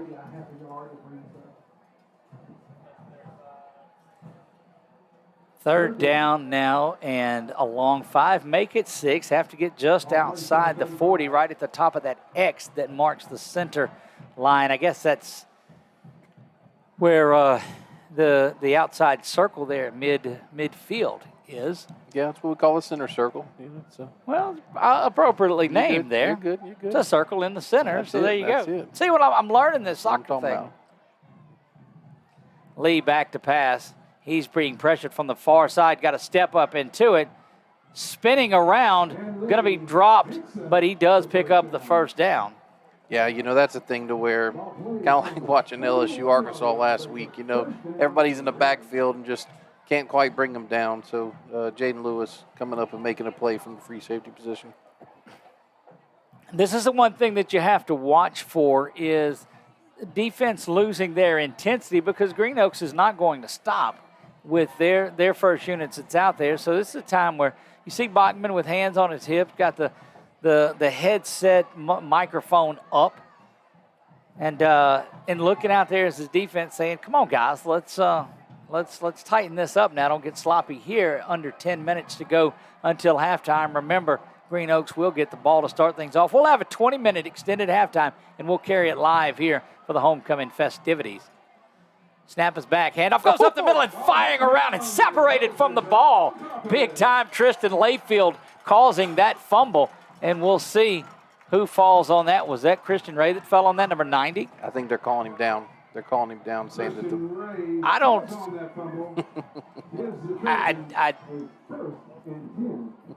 They're going to say that the runner was down. And Hey, I'll tell you what, that's when we'll go back and we'll look at the film. That the eye in the sky doesn't lie, does it? We'll go that second down, but give Tristan Layfield a sack on that one, if you will. So he definitely hit the running back there, and it looked like he separated him from the ball, but maybe he did. Maybe it might be like baseball umpires, Doug. It's remarkable how accurate they are when you look at the replays. You're exactly right. I could not be a Major League Baseball official. They keep computer stat tracks of right and wrong, and I think that's garbage because that ball is coming in right away. And you get one of these guys that are figuring out that computer program to stand his behind back there behind a 100-mile-an-hour fastball and stand in there and call it accurately. Yeah, for sure. We were talking about the offensive line, last night on the show, saying that the only time you hear their name is whenever they do something wrong. Well, it's kind of like the catcher in baseball. The only time you hear their name is when there's a pass ball, And it's like, hey, you see the movement on these pitchers nowadays, and you can see why they're moving, why they miss a few of them. And these officials, look, if there's anybody, they're still taking applications for officials anytime that you want to go. And yeah, I've never missed a call sitting in my chair. That's exactly right. Never missed one. From the 38-yard line, second down and 12. Make it 13. Green Oaks would have to get inside Trojan territory to the 49 to move the sticks one more time. Lee surveys things, calls for it, now steps back. He's getting pressured by Ray. Here comes Jeremiah. That ball is thrown and completed out onto the far side to number 3, Amarion Dorsey. Yeah, Kirk on the coverage there. Great coverage. Exactly what you keep him in front once again, push him to the outside, and here we go, third and long. Under 9 minutes to go, third down and 9. Trojans rolling in this one, up 35-0 at the half. Nothing. Somewhere there's my English teacher getting after me. Did you see how fast Jeremiah was on that? He's quick, indeed. That's very impressive for the size of that young man. Snap is back. Lee's got it on 3rd and 9. Here comes the pressure up the middle. They got to stop, turn, and just thrown away as Lee chunks that one up into where the bench area is. Tell you one thing, too. Kirk right there kept outside containment. As soon as the quarterback got outside the pocket, then he goes towards him, makes him, forces him to throw the ball. Here we go, 4th and long. Another great play by Kirk there. Once again, show. A lot. Jeremiah was on the show last night. Kirk was on the show last night. Coach Bachman was on the show. So here you go. If the young lady that was on there that's with the Troy Dolls wins homecoming queen, I'm not trying to say that it's, you talk about the jinx of the old Wheaties box and different things like that. Do they make Wheaties anymore? That's a good question. I don't know. I've become a Honey Nut Cheerios guy for some reason as I get older, but I don't know how this spiraled the way that it has. 4th down and 9. Lee has it again. Have to get to the 49-yard line of the Trojans. Back to passes. Lee's going to dump that one off. Incomplete. Layfield coming up on coverage, and the Trojans will take over on downs from the 42-yard line. again join us for an extended halftime break. We'll sit back and let you watch the sights and sounds of things. Big shout out to my man Hannah Johnson, who's down there cooking again. Said he had some sandwiches down there, and anybody that listens to the show knows that we're a fan of anything that Hannah cooked. Hannah cooked that jambalaya last night and the sausage that was out there while we were on location here. Yeah, I'm gonna learn that I'm gonna need to just eat a little bit just so I can get a taste of the stuff, because wait until the end, the food's gone. Which means it's good, right? I ate ahead of time. And look, took one of the brownies home and got chastised a little for that. I didn't know there were brownies. Well, there were. Were being the key word. Feaster over the top. It's going to be picked off at the 14-yard line and just sails his intended receiver. Townsend. Townsend's going to be there. Flag is thrown. Need a little defensive penalty here to keep that from being the Trojans' first turnover of the night. Yeah, I wonder if that was the correct route. Waving the flag off, that interception is going to be there, and that is the first turnover of the night. And I'm going to tell you, with 8 minutes to go, 35-0 here, Trojans lead. I don't know that Coach Bachman's going to be really pleased about the way this is going here in the last 10 or 15 minutes of playtime. Yeah, he's talking to Ty, trying to figure out what he must have seen there. And eager to see if he goes over there and talks to Townsend as well, or we'll know here shortly if that one was on Ty. Again, you see 35-0 on our Wallace Eye Associates scoreboard. The Saddlers towing scrolling score ticker rolls along the bottom of the screen, and we'll try to see what we see down there. Pineville 20-0 at Jonesboro Hodge. Opelousas Catholic 7-0 over Menard. And Gina's up 14-6 in that battle of undefeateds there at the reservation. Snap is back. Play action, toss out to the far side. Coming up and making a pretty good tackle along the side. It should be where Mingo's at. Now Jay Frazier. Was it Jay Frazier on that side? Yeah, he's playing left side tonight. Came up. Did I mention earlier how excited I am that they've got the new windows up in the press box, windows that open here? So hats off to the folks here at Alexandria. And look, Coach Bachman sent me the video of the window opening and closing, and I think I cried a little in there. Those of you that battled through the rain years and getting through those windows know that we're excited about the improvements here at Alexandria. 7:19 to go until halftime. That is Lee on the far side, and Lee playing hard, Green Oaks. Yeah, Carrot Gaines stepping up from his free safety position. Actually, looks like he lost his helmet. There's a penalty down. There's a penalty flag down. I think it was a hold on the offensive line. Might negate the tackle there. We've got 32, Andrew Margonot, that's coming in at free safety to cover for Carrot Gaines on this play since he lost his helmet. Backing him up there from the spot of the foul, so it's going to be from the 30-yard line. So back him up 10 yards from there to the 20. So we're going to have second down and probably about a 13, second down and 13 here. Black Range Rover blocking 10-24-1. Block Range Rover. Relevant. And they've already called towing. Might want to go get that vehicle moved. Flag was against. We got Lee here in the shotgun. Has Sedman Brisker to his left there. Back to pass. He's going deep. It looks like Layfield. Oh, he takes a big hit. Receiver pushed Jay off there. Pass complete out near midfield and to the 49-yard line. And 7 minutes remaining here until halftime. Again, getting a text from Saddlers Towing, who called and said, hey, look, you might want to move a vehicle that's down here making an announcement. They've already called the tow truck to get them moved. So big shout out to our Thomas Bachman Show sponsor and our scrolling score ticker show. 29-yard gain there on a pass. Just a bunch of hand fighting there between Frazier and the receiver. And, good coverage, but sometimes the receiver just makes a play on it. Lee in the gun here again. It's like 3 receivers on this side. It's like they have an offensive lineman coming in late. Well, Nick, you're doing a wonderful job out there. My man stepping up, 1st down and 10 from the 49-yard line. Back to pass is Lee. He's looking down the field again, and great coverage to the far side. Oh.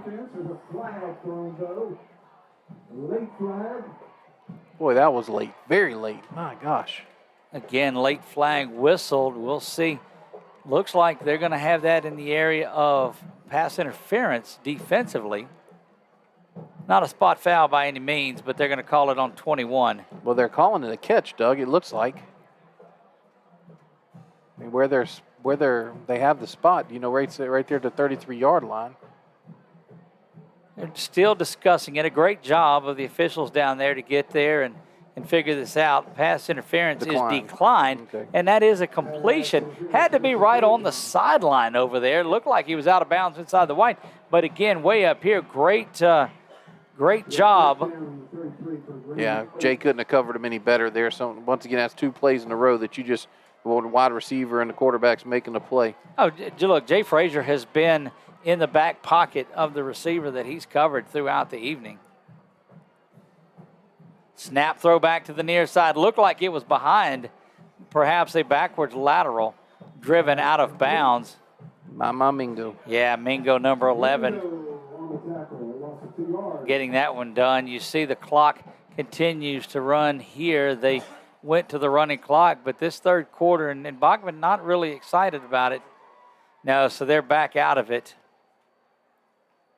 2nd down and 11. This is by far the best drive of the night for Green Oaks, without a doubt, aided by a couple of big catches, specifically that one just a moment ago, but 2nd down and 11 from the 34. Yeah, the interception that we threw kind of gave him a little motivation here. Yeah, a little bit of life. 2 to the top, 1 to the near side. Receiver in the backfield, running back in the backfield. Lee's going to keep it, going to come to the near side. Xavier's going to try to chase him out of bounds and just pushes him out, but not before he nears the red zone. He's at the 23-yard line. If they mark him at the 23, it should be close enough to a 1st down. Yep, 1st down, Doug. Oh, these new glasses have worked wonders for me. Anybody you can thank for those? Not on the air, I can't. Oh, for the prescription I can, but not the glasses. That's what I'm talking about. Yes, the prescription. My folks at Wallace Eye Associates. Look, if you're looking, so I go in there and I visit with my eye doctor that's in there, and this is never how you want to start a doctor's visit. But he says, "Now, Doug, at your age," it's like, wait a minute, I don't want to hear about at my age by any means. 1st down there for the Green Oaks Giants. They have it from the 23-yard line of the Trojans, nearing the red zone. Lee shifts his man from left to right and now brings a receiver in motion. Calls for this one, is back, dropping back, has a lot of time, but here comes the pressure. Lee's going to have to really get out of the pocket. Zips that one over, and what a tremendous job of putting a foot down. They're going to give him that completion. I'm telling you, that's just as fine of a catch as you'll see. That looked like number 18, Nick. Yeah, Montavious Kelly, what a catch. That's a highlight reel there. That'll be a one we'll get to look back. That was, of course, Lee, scrambles out, gets, time. And to be honest with you, it wasn't bad coverage, but he just made a great play again. It all started with a sketch on a napkin. An idea. Down inside the 10 now. It all started with a sketch on a napkin. 7. Making us work through this one. Making us work through it there. In fact, they are. This has been the quarter that. Glad I'm not the one down there going to ask Coach Bachman questions. Handoff goes right at the middle, this side of the 6-minute break, and that should take us down to the hydration timeout. Going to take it with them. We'll be right back after this. You're watching Ash Trojan Football on 446 Sports. Wherever you are, you're there for a reason. You shouldn't have to make a trip to the branch to deposit a check. Skip the trip and use our mobile app to easily and securely deposit checks right from your phone. Day or night, wherever you are, or whatever you're doing. Download our mobile app today. For a lifetime of the best possible vision, Look to Wallace Eye Associates, where our tradition of eye care excellence in Cenla spans nearly 40 years. From your next family eye exam to cataract and glaucoma evaluations. Back to live action we go, 35-0, and I was mistaken. The running clock comes in at 42 points, and so they'll stick around and do this. Did I mention halftime is coming up, and they'll name a homecoming queen here at halftime, and there is some truth to the Thomas Bachman show good luck charm. So we'll see if that young lady is named. She was on the show last night. Is named homecoming queen. We'll take a look at that. I tell you what, I want to give credit to the person playing the music. This is from our time, Doug. This is some 1980s music. They brought my man Coov back, and he's on the ones and twos down there. For those of you that go back to the 80s, you'll know what I'm talking about.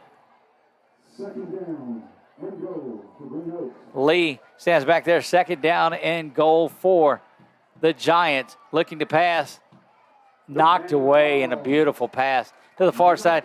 Guess who? Tristan Layfield. Tristan Layfield just continues to do work. Yeah. I'll tell you what, he can. That's a valuable player there who can drop back in coverage, but can also come up and play the run. He is an early candidate for the Quibidos Player of the Week. For sure. You know, Doug, that music. Yep. Cruising Jackson Street. Right down here, as a matter of fact, you'd pull in and get you an icy, wouldn't you? That's it. And only an icy, wouldn't you? Oh, you're showing your age. Yeah, talk about. Third down and goal. Back to pass is Lee, and you knew that. And here comes big pressure up the middle. Sidesteps that one, but has to throw it away. But Jeffers Wright was right in his back pocket. Yeah, Aiden Walker there as well. Aiden Walker led the pressure, and Wright came in to help out after he beat Aiden. It is homecoming tonight. A lot of folks out here. Met a gentleman in for his 40th reunion last night. Talked to him on the show. Lives out of the Boston area. Graduated from here. Is with the DOD, and we're able to talk to him. And he follows along and came up and talked to us. Said there was a young man that's unable to get out and watch it, and was able to find it. So we thank you, Mr. Burr, for pointing that out to us. And big shout out to Mr. Nichols there, who's unable to get out and see things. Fourth down and goal. They'll whistle that one. False start. And that'll back them up outside of 10 yards to go. What do you? It looks like Mingo was doing a little celebration there. It looks like he took that from EA last week where they did the sword in the holster. So on that play. But yeah, well, you can subscribe. Everything's free. Everything's free for 446 Sports for you to watch, and that was a great story to hear that last night. We also had another parent say that a grandparent lives in Natchitoches, watches the broadcast, and has been very excited about it because can't always make it to the road games. I mean, they do make it to the home games, so that's always good to hear. Well, one of those road games will be next week. Trojans will kind of rotate home and away from here on out. 5:41 to go until halftime. Green Oaks fourth down and another false start, and that's going to back them up even a little bit further. Going in motion was Brisker. And Tavoris Lee just having some difficulties there with his offensive line. Coach Bachman was saying that they've played 10 games. Right. Last night he was telling us.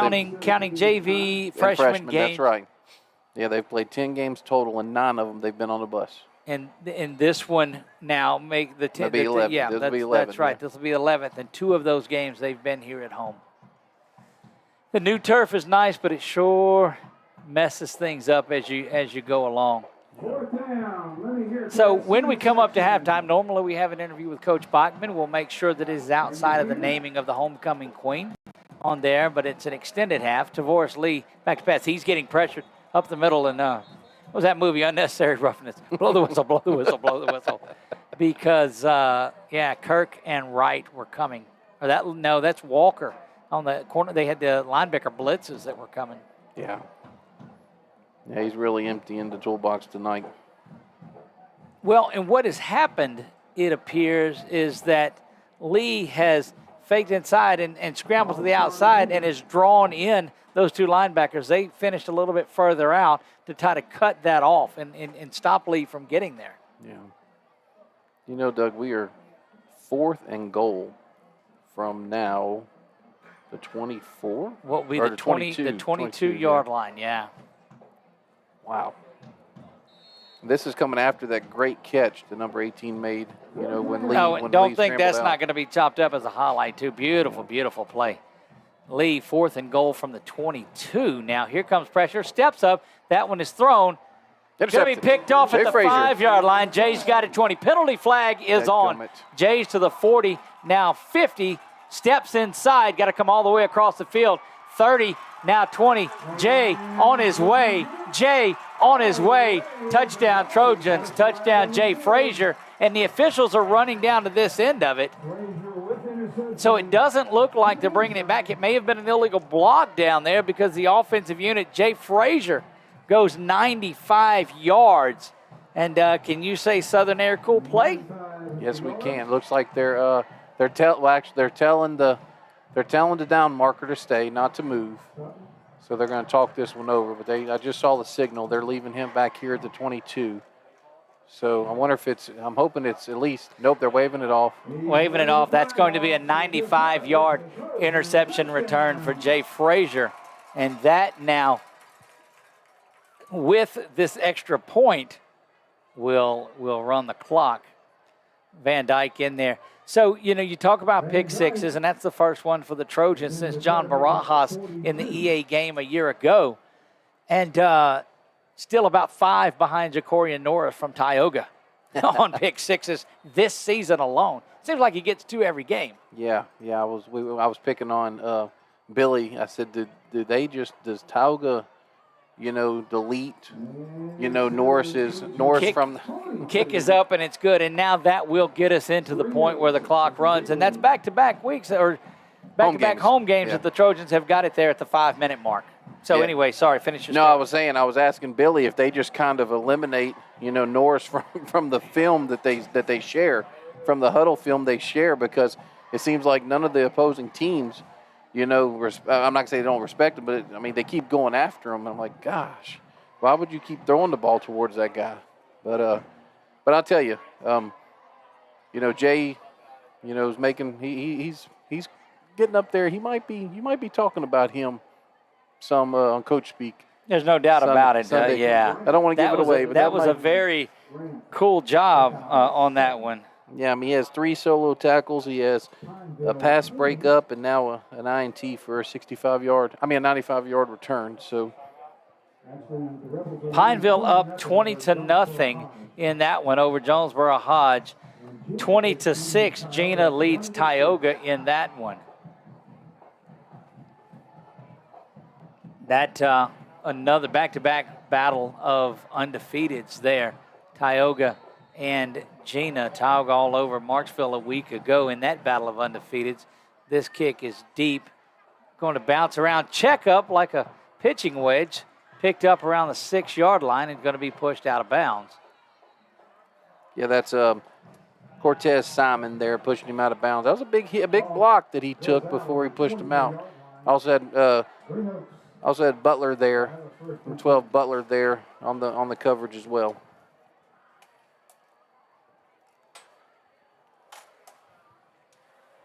Now let's 4 minutes 51 seconds left.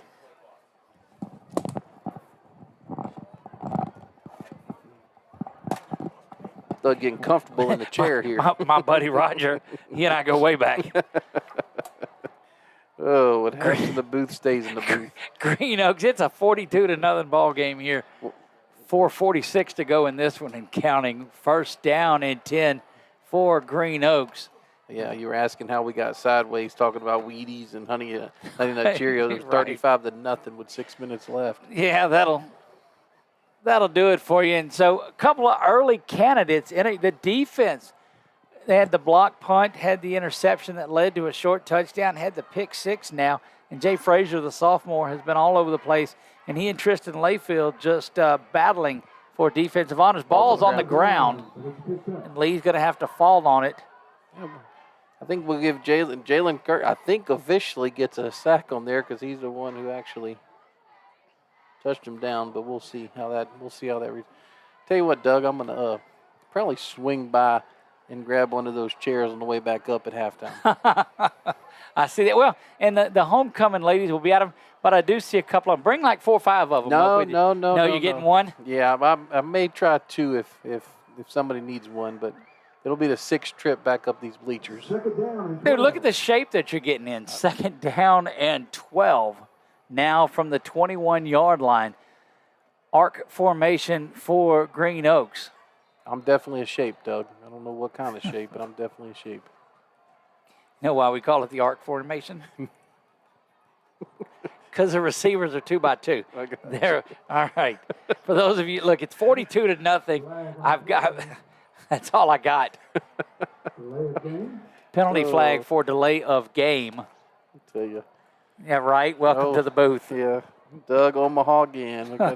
I will change it up on you. That's right. Without a doubt, we'll do that. High snap controlled by Lee. He's going over the top. That's how we started the game, and that one is overthrown by about 7 yards. He is an athlete. Indeed, he is. That was back foot, 45 yards, and just flicked it. Great coverage there, actually, by Mingo here. Tell you, he's enjoying himself tonight. Mingo's enjoying himself. He's talking to his teammates. Got a little strut going, got a little hop in his step, so he's having a good time. Look, he's just a lot of fun to be around. Young man that plays the game and has done that since his sophomore year here. Now a senior. High snap controlled by Lee. Handoff's going to go right up the middle. That Trojan defense is there and driven out of bounds near the shot put. Yeah, you got Jeremiah area. there, Carrot Gaines, and then White pushed him out. Just good coverage. just good gang tackling there. 1:42 remaining until halftime. Don't forget, we'll have some scores when we get on the back half of the halftime, but we're going to let you watch the sights and sounds of the homecoming court is presented, and they'll present the different freshman maids and sophomore and junior and those different ones, and then they'll announce the homecoming queen tonight for 2023-24. Good to see the drum major, put the band in action at halftime. That's right. 20-minute extended half in this one, as you know they do. Timeout, and that's the only way that the clock will stop here as we wind things down. Well, we'll look at some other scores. Again, Pineville 20-0 in that one at halftime. Pineville homecoming game against Jonesboro. They went there last year and lost that one in a tough season. And Coach Bryant Bell and the Rebels looking to finish the non-district slate at 2-3, which I think if you looked at things at the first of the year, you'd say, we'll take that. Yeah, and they were really disappointed in the Barb result. They thought they had and they outpossessed them, they outgained them. They just didn't win on the scoreboard. Flurried at the end of that game, and a group down there from a local CBS affiliate put together about a 7-minute video on Barb, and we'll get that posted before the weekend's out, so you'll be able to see that. Don't forget, a lot going on tomorrow down at the Pineville Riverfront. Make your way down. That bounced around. That kick is blocked, or it's kicked in the back of someone. I'm not sure what happened on that one. Look, I'm telling you what. Didn't have. Ronnie Schwartz did not have a microphone last week, and guys, he has made up for it tonight. Let me tell you, he is having a good time down on the far end of the press box. I couldn't have said any better, Doug. Did not know what happened on that play. I don't know what happened. 54 seconds until the break. Trojans, of course, will try to put one in the end zone here, and a little rock and roll part 2 plays through there. And I'm telling you, welcome back, Cuvier. That's doing a great job with the music. Feaster back there at quarterback. JT Lindsay there to the near side is E.J. Scott and Darius Washington. They're the 2 lone receivers to the near side. Arc formation, I said earlier. I could imagine this is going to be their last offensive series too. You got to believe. Feaster draws Green Oaks off sides. And that'll move the ball inside the red zone. Should be around the 16-yard line. Yeah, the right defensive end just went to neutral zone once Feaster and J.T. Lindsay turned to look at the play call. First down and 5 from the, and I guess we'll mark it at the 17-yard line. Ball, the back side of the football rests on the 17. Snap is back. Feaster looking to the near side. A little bit of a shoulder fake. He's getting pressured. Got to roll to the near side and throw it away. And does. Out of bounds. Intended for E.J. Scott. But a penalty flag lies at the 11-yard line. I don't know what he saw there. Maybe he was looking at the inside receiver because Scott was, he was at the 5-yard line wide open until maybe it was the rush. Wondering if perhaps Scott was held coming out of his break, and that's going to be the defensive call, is holding, and that's in that area where you were talking about is that he made his cut and was coming to the outside, and the Trojans are going to have to hurry if they want to get something in as that clock. Bachman takes that timeout. That's not this a good is the sign problem there. Yeah. Bain coming off limping. That's not a good sign. No, indeed. Got a good look at the freshman and JV offensive lines as they were getting on the float last night at the parade. And that's a big, big group that's coming up behind them, too. So expect them to get a little bit of work there in that second half also. Yeah, it looks like Alden Setliff, and Les. He's the one who initially came in for Bain. Bain still has his helmet on, so maybe he's walking it off here. Those guys are just, Brett Payne, just as tough as nails. Townsend stays out there. Thibodeau joins him. So they went with that big, heavy offensive line. Maybe try to bust JT with one here. But that offensive line has pretty much been intact throughout the season. First down and goal, Trojan scrimmage from inside the 9-yard line to the 8.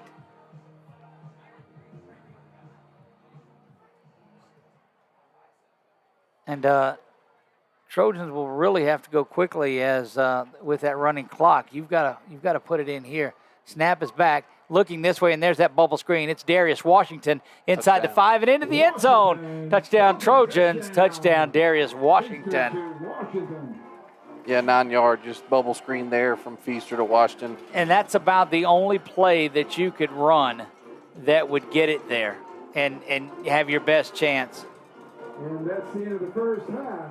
Trojans 48. And the great thing about that, Doug, is you give Ty that last completion there because the last throw he had was the interception. So right. Second time the Trojans have been at home. Second time they've had a 49-0 lead here pending this PAT. Don't have me misspeak there on that one. Speaking of misspeaking, don't forget Coach Speak, 5 p.m. this Sunday. High snap. Darius is going to pick it up, and look at that. You don't think that the announcer jinx is a real thing? Do you not think it is? Ask my man Nick Magnano. That just got him off the hook right there. Oh, boy, yes. Please take me off the hook from that one. 48 points for the Trojans. Second highest scoring half for the Trojans by just a point.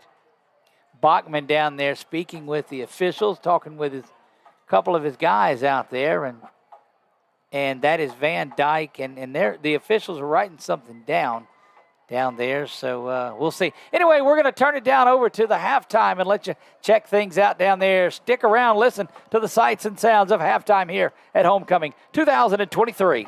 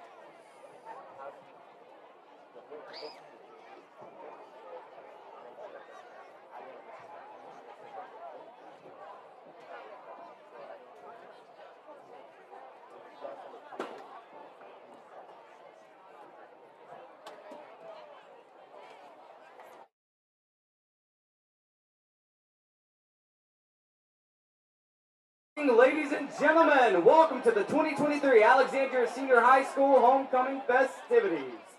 Forming tonight's honor guard for the 2023 Homecoming Court are members of the Ash Flag Line, led by captains Rebecca Wingett and Adriana Johnson, the Ash Troy Dolls, led by co-captains Grace Brown and Lana LaGrange, Trojan cheerleaders, led by Captain Madison Williams, the Ash Palm Line, under the leadership of Audrey Godot, Layla Brennigan, Addie Barron, Mariposa LeBeau, Sammy Johnson, and Addie Francis, and the Honor Guard, commanded by Ash MCJROTC, Company Commander, Cadet Captain Jordan Dunlap.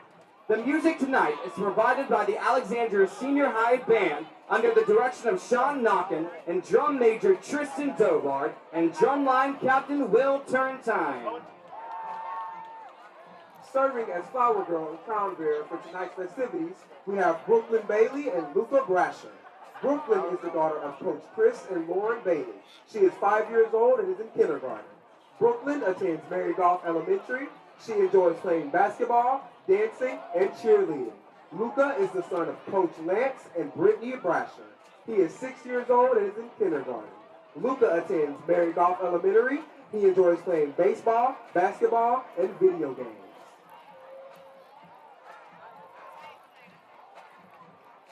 Now, for the presentation of the 2023 Alexandria Senior High Homecoming Court. Court members will be presented in alphabetical order. Introducing Ava Ahrens. Ava is the daughter of Daniel and Debbie Ahrens. She is being escorted by her father, Daniel Ahrens. Ava has been involved in Key Club, Trojan Mentors, and the Fellowship of Christian Athletes. She was a member of the Ash volleyball team freshman year and has been a member of the Ash tennis team for the past 3 years, where she competed in the regionals tournament twice in a row. Working towards an AP Capstone Award, she has received her AP Seminar and Research certification in the past 2 years. Outside of school, she has spent time volunteering, serving lunches at the Manor House on Sundays, and enjoying spending time with her friends and family. Ava is an active member of Our Lady of Prompt Supper Church and completed confirmation at St. Rita Church. After graduation, she plans on attending Louisiana State University, where she will major in biology and pre-nursing. Miss Ava Austin Ahrens.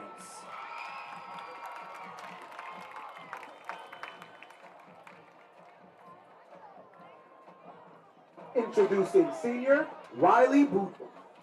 Riley is the daughter of Rodney and Renisha Boudoir. She's being escorted by her father, Rodney Boudoir. She is currently a member of the Student Council, where she holds the position of Executive Secretary, Troy Dolls Captain, President of Educators Rising, and many more clubs. She is the President of Jack and Jill of America Teens, President of the Youth Usher Association, Secretary of Sunday School, and the second-year member of the Louisiana Youth Advisory Council, where she recently passed Senate Bill 207. With 51 college credits, she is maintaining a 4.23 GPA and is on the road to receiving her associate's degree in May. She is also a senior company member of Just Dance Studio. She loves to dance and plans to dance in college. Upon completing her degree, she plans to open up her dance studio for undeserved youth. Riley is the joy of her entire family and community and holds a special place in her late great-grandmother Lucille's heart. Riley lives by the Bible verse, Jeremiah 29:11. For I know the plans I have for you, declare the Lord. Miss Riley Lynette Boudoir.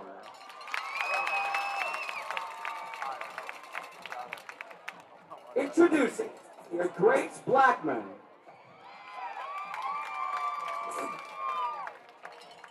Grace is the daughter of the late Jay Blackman and Lacey Townsend. She's being escorted by her stepdad, Scott Townsend. She's the senior class vice president, has maintained a 3.5 GPA.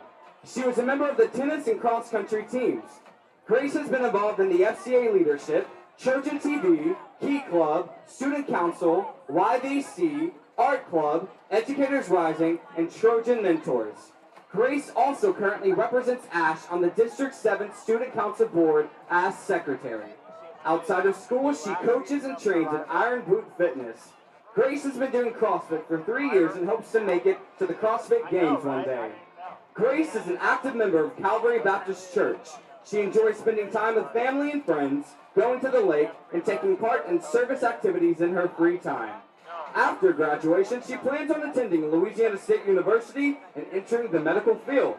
She also plans on becoming a motivational Christian speaker and a coach and influencer in the fitness world. She says that the drive and desire her late father and mom showed her are what give her these big dreams. Miss Grace Catherine Blackman.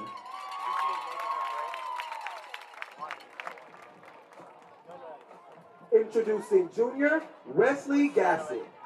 Wesley is the daughter of Sam and Catherine Gassett. She's being escorted by her father, Sam Gassett. She was a captain of the Palm Line and is currently a member of the Trojans, Trojan soccer team, cross-country team, and track team. She was a member of the 2022 Trojans National Dance Line team and was awarded All-American Dancer twice. She has danced for 16 years and was a member of the Just Dance Company for 8 years. In track, she currently holds the school record of 4x800 meters and was shooting as an all-Sinlaw runner. She is a member of the 2023 District and Regional Track and Cross Country teams. Wesley has been involved in the Art Club, FCA, Key Club, Spanish Club, Trojan Mentors, Educators Rising, Cavalry Youth Group, and the Steel Run Crew. Wesley has maintained a 3.6 GPA. She enjoys traveling, hanging out with friends, and running in her spare time. After graduation, Wesley hopes to attend Louisiana State University and become an orthodontist. Miss Wesley Catherine Gassett.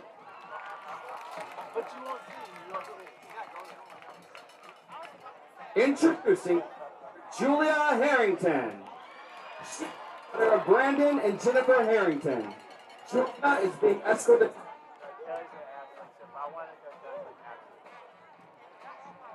She has maintained a 4.25 GPA and is an honors student. She is an AP scholar. Julia has participated in Ash volleyball and currently serves as a captain. She has played on the Ash tennis team and advanced to state twice and the quarterfinals. She is also a member of the Ash soccer team. She has participated in the National Honor Society, Palm Line, FCA, Art Club, Key Club, the Catholic Student Organization, Trojan Mentors, and Ash Theater.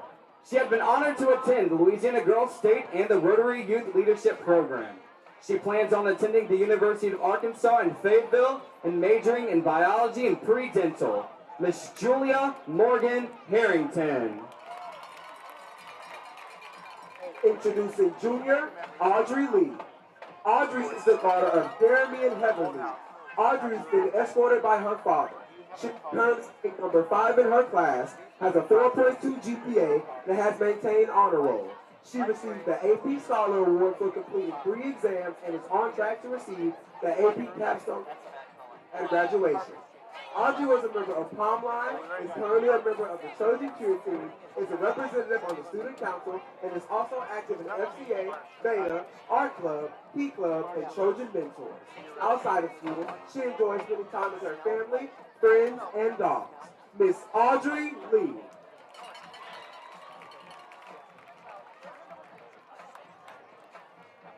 Introducing senior Reagan Monroe. Reagan is the daughter of Daryl and Natalie Monroe. She is being escorted by her father, Daryl Monroe. Throughout high school, Reagan has maintained a 4.26 GPA. She is a member of the cross-country, track, and soccer teams. Reagan has earned numerous All-Sinlaw, All-District, and All-Region recognitions in all 3 sports. During her 2022 cross-country season, Reagan received all-state honors as she placed 7th in Division I and 11th in the state of Louisiana. She also holds the Ash Track 3,200-meter record. Reagan has served as the student body treasurer for the past 2 years and holds an executive position in the National Honor Society, the National Spanish Honor Society, and the Art Club. She is also a member of Beta, Spanish, Environmental, and Key Club, and serves on the FCA leadership team. Outside of school, Reagan is a member of Calvary Baptist Church, where she is involved in their youth program and a member of the Praise Band. She has taken piano for 13 years and competed in the Piano Literary Rally for the past 12 years. After graduation, she plans to attend University of Georgia and major in pre-med in hopes of one day becoming a dermatologist. Miss Reagan Virginia Monroe.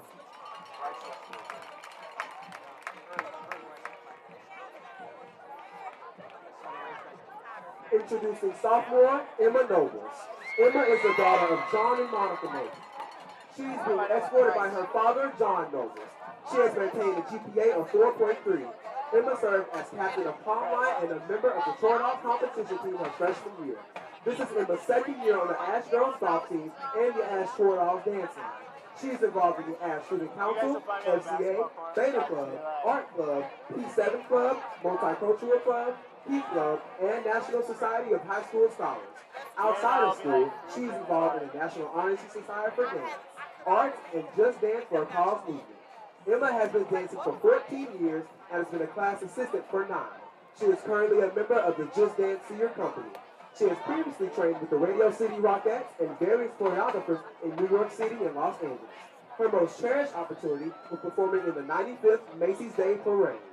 After graduation, she hopes to attend Louisiana State University and pursue a career in dentistry. Miss Emma Catherine Nobles.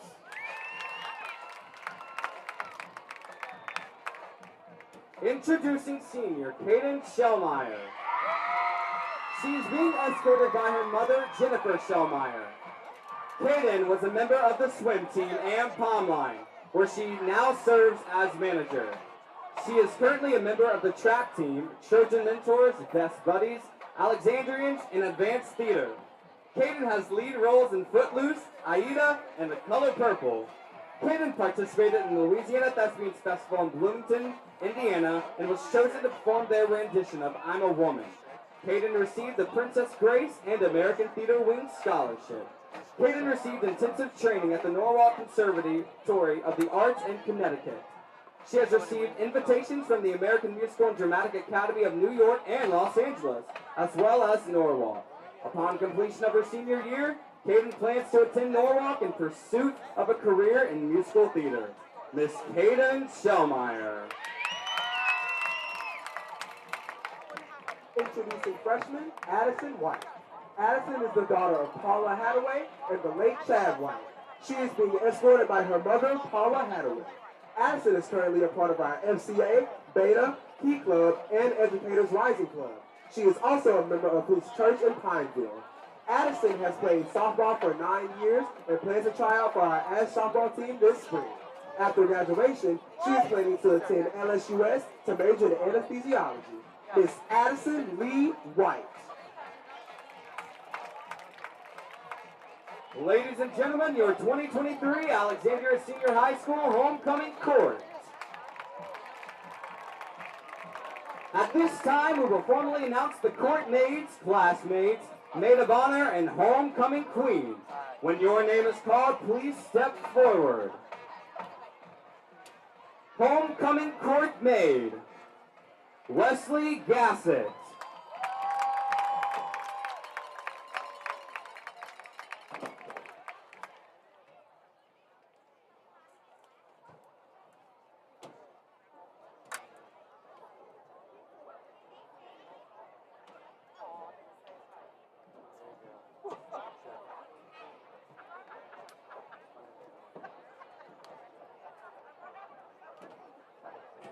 Homecoming court maid, Ava Ahrens.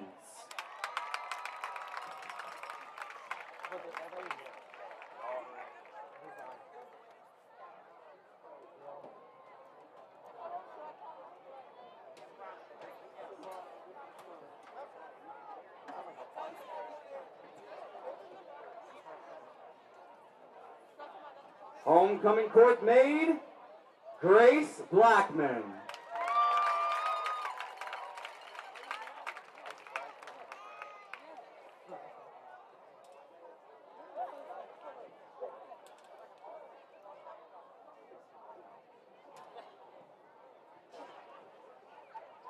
Homecoming court maid, Kaden Shellmeyer.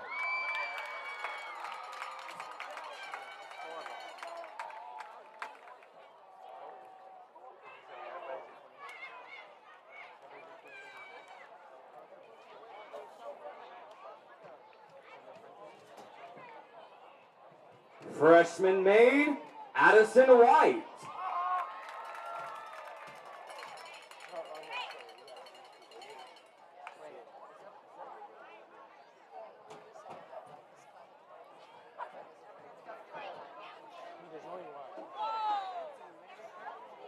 Sophomore maid, Emma Nobles.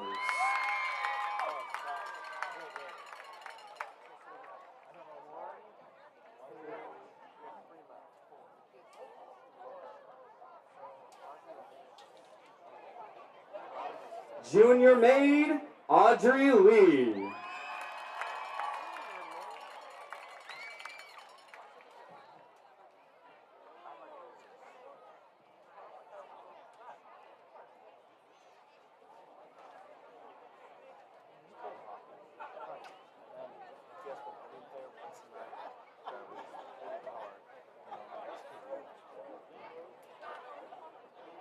Senior maid, Julia Harrington.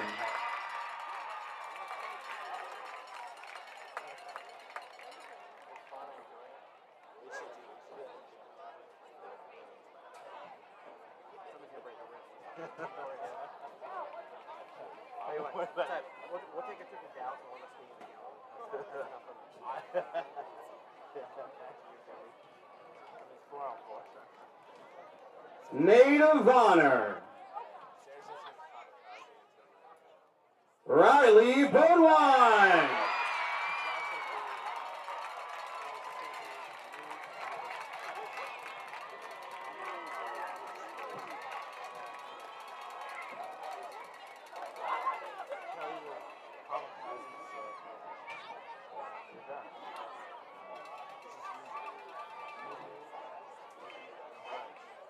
Ladies and gentlemen, your 2023 homecoming queen is Reagan Monroe. She will be presented with a dozen roses, a football signed by the Alexandria Senior High varsity football team, and a scepter by the 2021 homecoming queen, Brianna Washington. Our principal, Miss Jody Goodman, will crown our queen. Ladies and gentlemen, your 2023 Alexandria Senior High School homecoming queen and her court.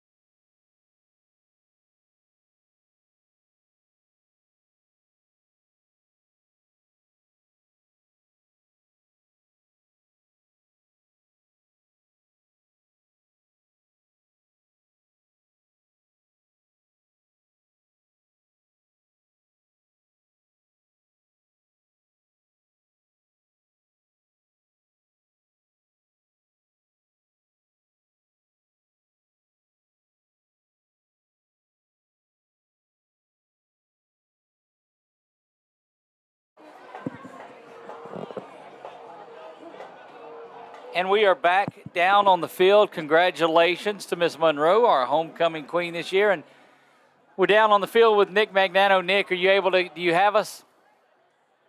Nick, can you hear us? Hey, Nick. There you go, Can you Nick. hear me? Yes, I got you now. Go ahead with Coach Bachman. Yep, Coach Bachman's here. Hey, Coach, give me what you think about your defense in that first half. Good in spots. You know, these games are what they are.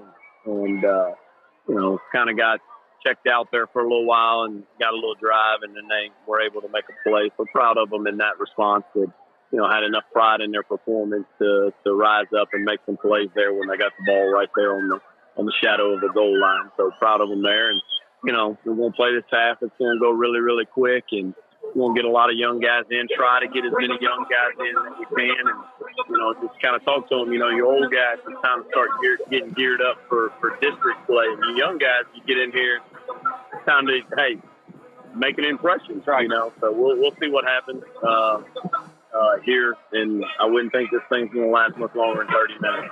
Well, I tell you what, also very exciting to see, Ty at the very end of the half come back from the interception and get that touchdown. Interception was just a miscommunication.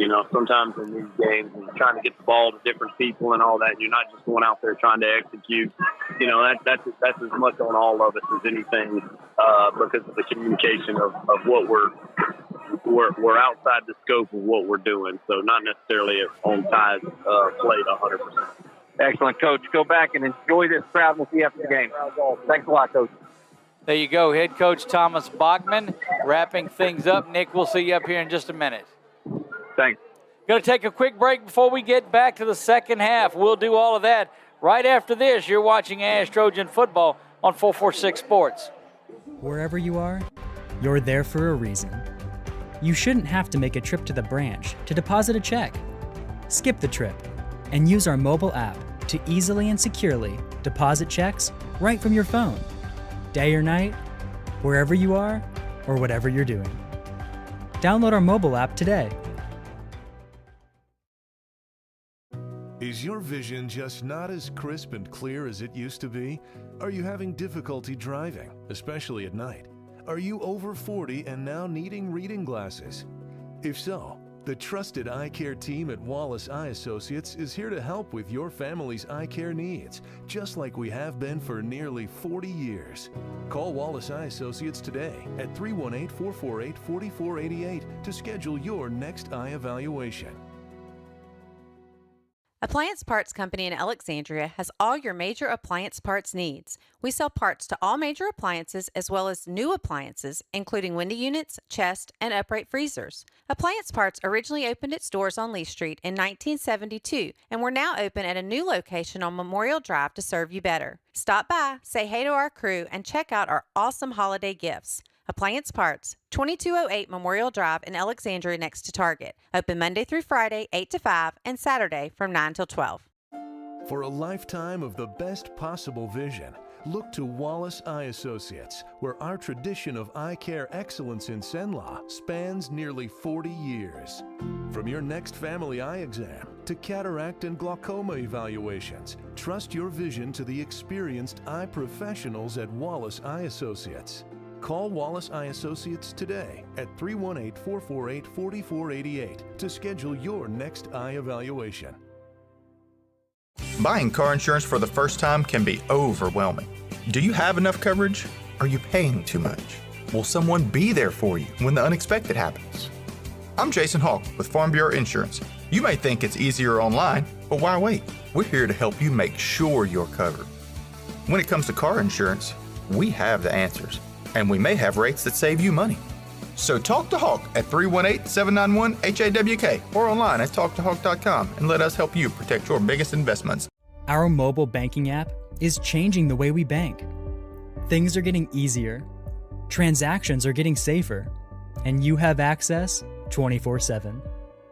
All the functionality of banking you're used to, made easier to use, anywhere, anytime, and more secure than ever. Simple, seamless, safe. Download our mobile app today. BK Distributors is proud to support high school athletics on 446 Sports. BK is the one-stop shop for trophies, banners, awards, letter jackets, and just about anything award-related. And now, welcome BK Apparel and BK Promotions to the family. For all your spirit apparel needs and anything you need to brand your business. When you think of anything you need with your name on it, think BK. Check them out on Facebook. Well, as they said in the movie The Hangover, we are back to live action here. It's 48-0. I got to believe once that might have emptied out our audience here in this one. So I apologize for anything me or my buddy here, Nick, might say in this one. If you can't make a hangover reference, what good is it? Did I remind you, early voting starts tomorrow. Get out and show your civic duty and get out and vote. Also, the Fifth Saturday Market Barbecue competition is going on down on the Pineville Riverfront. If you want to know where it's at, just look for the big American flag and go there, and you'll find all the great activities going on there. There'll be horse rides for the kids, courtesy of the Pineville Marshall Murphy Rachel. You will see a bounce house that's down there. Some of the Disney characters, some princesses will be walking around. Of course, there'll be a lot of local vendors there. Uncle Willie's will be out. Debbie's Meat Pies will be there. Bill's Lemonade. Hoppin' Dots food truck will be there. So a lot of great things to do. And we will crown our first ever Red Fifth Saturday Market Barbecue Competition Grand Champion tomorrow. But we've got about 30 minutes left in this one. And Coach Bachman told he said doesn't think this one will last much longer than that. Nick, hey, are you back, buddy? Oh, yeah, I'm here. I caught my breath. We're ready to go. It looks like Eli Fung's going to get a kickoff here to start the second half. That's the freshman that we talked about. Pineville up 41-0 in the third quarter over Jonesboro Hodge. Scoop and score for Pineville.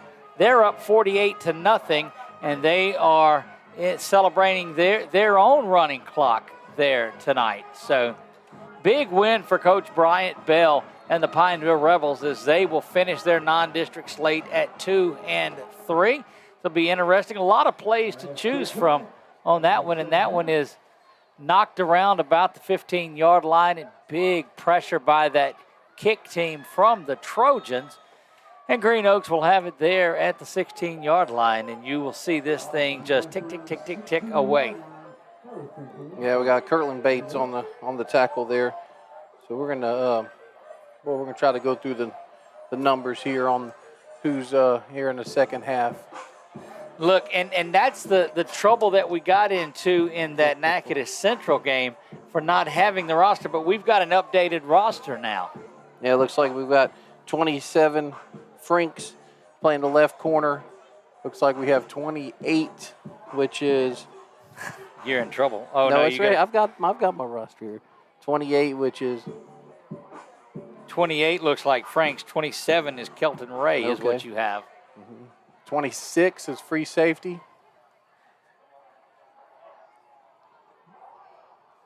Oh, no, they've got it number 26 is Kelton Ray that you see out there. I see 23 on the field as well as Daniel Crenshaw. So we'll try to get these players to you as well. Get those young men some recognition. Kind of a wildcat off to the far side. Looks to be number 28 on the carry. That is Stradavius Brisker. Yeah, 22 on the tackle, Doug. 22 is no need to introduce him. That's Jason Blackwell. Well, no, that's not. 32, excuse me. That's Montagut. 32. You looked at it backwards.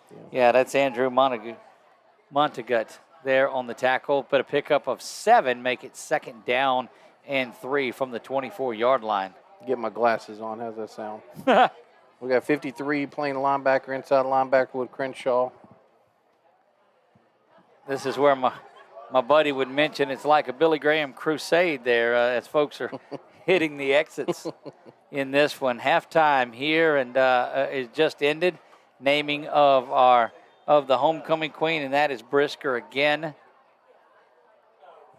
28 with the 128 with the 26 with the push out there. 26 is Kelton Ray.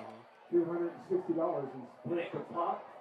About to announce the split the pot. That's about the only drama left in this one. 9:26 and counting here in this one. These 12 minutes will roll out of here pretty quick, and it's going to take that much time to get this huge crowd out into the parking lot and on their way. Don't forget, we're going to have Coach Thomas Bachman up here. Nick, this running clock might hurt you because you'll be going back downstairs here in a bit. Yeah, we got 51 playing nose guard, Doug. Or 51. 51 is Peyton Hobbs. Peyton Hobbs, the sophomore of this big JV team that they are just so proud of. Here comes pressure, but the play is right up the middle. And 45 yeah. is going to have that one. That's Colby Pope. Colby Pope, the first man there. Yeah, Colby sealed off the edge there, played good containment, a clean solo tackle there. Then we have, of course, Crenshaw there. Looked like somebody is down on the far side. 28-yard line is where that young man is at. Number 24 playing right corner, Doug. 24 is Jace Stevenson, a junior defensive back. Jace Stevenson. Up to $80 an hour. Contact us on Facebook or call 318-403-3788. 8:35 remaining here in this, and timeouts are the only things that will stop the clock. See the Trojans breaking up there, and this is one thing you don't want to see anybody get hurt. That's number 50. Yeah, that young man is number 50. That is Lloyd Frazier. So Lloyd Frazier, ladies and gentlemen, up and off on his own power.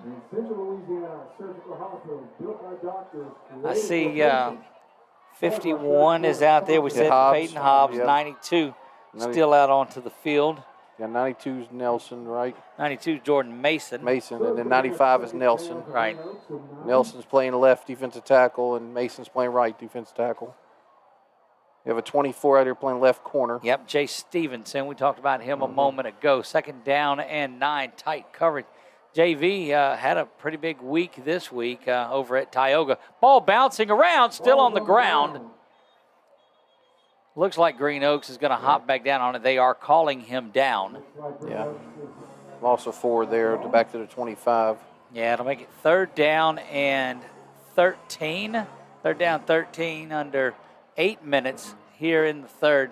Trojans up 48-0 in this one. 3rd and probably, it looks like maybe, 13 they'll give him. Probably going to see young Max Gassett in there at quarterback is what we believe. You'll see some of Jimmy Duncan running the ball. Probably see Johnson run it. We may see Vaughn Daybone get in there and run. 3rd down and 13 now. You know those senior starters, those varsity starters out there cheering on their guys. Scrambling, rolling, spinning. That one is complete and going to be brought down just shy. 32, Andrew Mongat. Give him 12 yards on the reception. We'll make it 4th down and 1, and has been since the opening bell. This one is going to, they'll come out and they'll go for it here. Yeah, for sure. Definitely. Good to see this young group get to play this 4th and 2. Put some pride here, see if they can hold them. Well, these are the guys that you're going to be calling and seeing these next few years as the freshmen and sophomores and these JV guys build their way up. Yeah, we have a lot of seniors, on both sides of the ball. So this is valuable time. Look like they're going to either be a delay here. No, they reset the play clock, and so that's not a bad thing. They run off about 40 seconds and then reset it. We're getting a minute between snaps. 4th down and 2. Again, congratulations to the Rebels. They are off to a big win at Jonesboro Hodge. There's a snap taken to the far side. Going to get to the outside before being brought down by number 17, Cortez Simon. Yeah, I just got a little excited there, trying to do a little too much, not staying with their gaps, not staying with the contain out there and letting him get outside for the 1st down. And Doug, this group has to be faster than what they're probably used to playing as well. I know it's a lopsided game, but hydration timeout on there. We'll take it with them. We'll be back in 30 seconds. You're watching Ash Trojan Homecoming 2023. Trojans up big 48-0 when we come back. Our mobile banking app is changing the way we bank. Things are getting easier, transactions are getting safer, and you have access.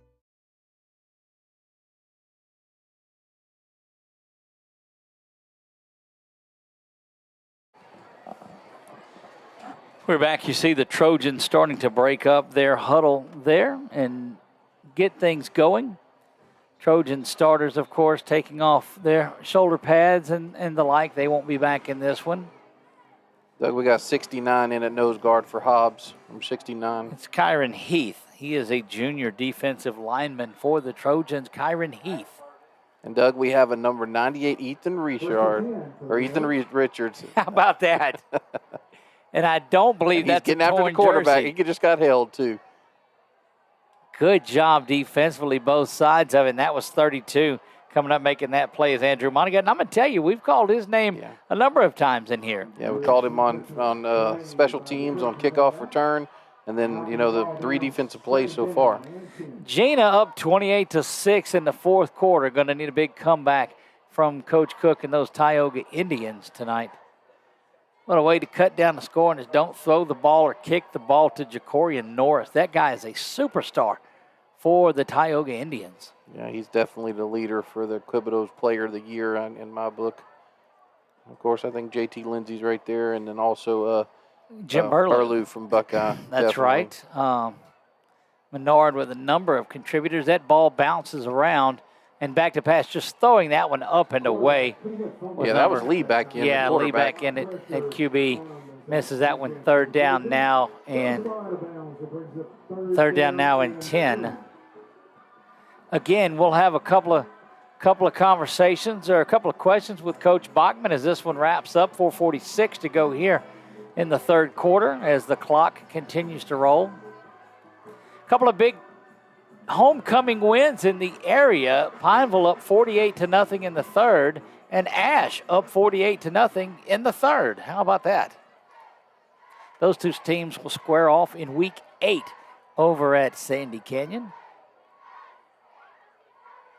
Snap is back and rolling around now, squaring up, looking to throw, stepping into it, and unable to get anything going. And quarterback number 28 that it came in was instead Dravius Brisker. Yeah, Christian Ray there putting pressure on last minute before he threw the ball away. Fourth down, second time that this Trojan young defense has been out there on fourth down. 8 minutes off the clock on this drive and yet to make it to midfield on there. Yeah, we've got some dancing going on out there, so they're a little excited. Looks like we have number 53 dug in at linebacker with Crenshaw. Have we mentioned him yet? Grayson Bevels, the inside linebacker, just a sophomore. And timeout is taken by Green Oaks with 3:23 to go here in the third. This one rapidly moving, 9 o'clock. Pineville's defense, their second, third stringers, give up a touchdown and a 2-point conversion. That one's 48-8. 3 minutes, huh? 3.5 minutes to go here, so 8.5 minute drive. Time of possession, and I don't know what questions really you can ask Coach Bachman at the end of this one that he didn't talk about at halftime, because he kind of told you what was going to come out of it here, and this one he thought wouldn't last more than about 30 minutes longer. This is one of those that anxious to get started, and now you're anxious to go ahead and wrap it up and put it in the books. Yeah, we'll figure something out. I'm sure he usually has something that he's focused on and he's going to talk about, and it might be yet to be determined on what he's going to talk about. He did say at halftime that we were talking about the interception. Right. It looked like there might have been a route, a route that wasn't run correctly. So he said there was some miscommunication on it.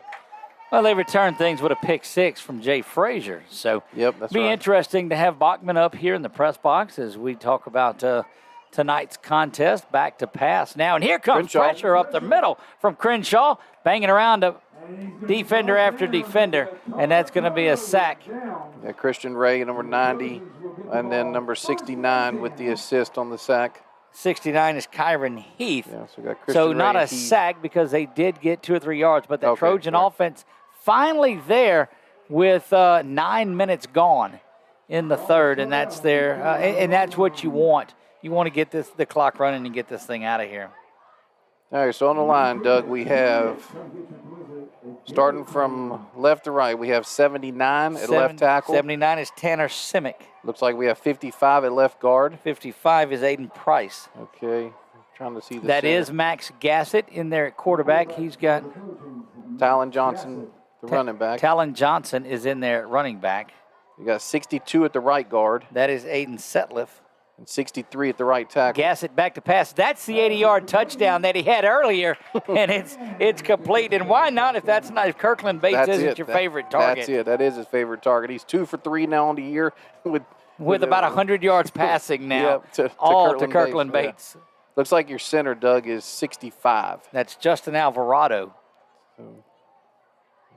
Gassett brings the Trojans to the line, calls for it, and the handoff is going to be slammed back in the backfield. That's number 52 firing through, and that is Kevin Richardson, if you will. And we got 89 as your slot. Well, he's going to the right. He's going to be your inside receiver. That's Jacob Ray, the senior, getting some time out there. Okay, and then 87 is Colton Wilkins. And they were not set. And then you have that pass was off to Kirkland Bates. Then you have Butler on the far right, number 12. 87 did not set right 12 there. 12 was Marquise Butler. Yeah, number 87 was. That's Colton Wilkins. You hate to call his name that way to get him introduced into this one, but it'll be second down the long way. Minute and a half winding to go here in the third quarter. Gassett brings his team up second down and looks like about 19 to go on this one. Gassett back to pass, and they set up that little screen. It is complete. Butler's got it. He's going to get a lot of yardage and fighting out, spinning around, give him 12. That'll be third down and 7. Great work by Marquise Butler to continue to fight and grind under a minute to play third quarter. Yeah, he was impeded by his center, number 65, got out in front, but he was trying to do his job. Third down and 8 officially looks like into the neutral zone, but the Trojans will look to the near side, get a play. Gassett looks things over. He's got 3 to the near side, 1 to the top. Calls for it and back to pass quickly off to the right side and complete. A little bit of shake and bake. And that is a first down.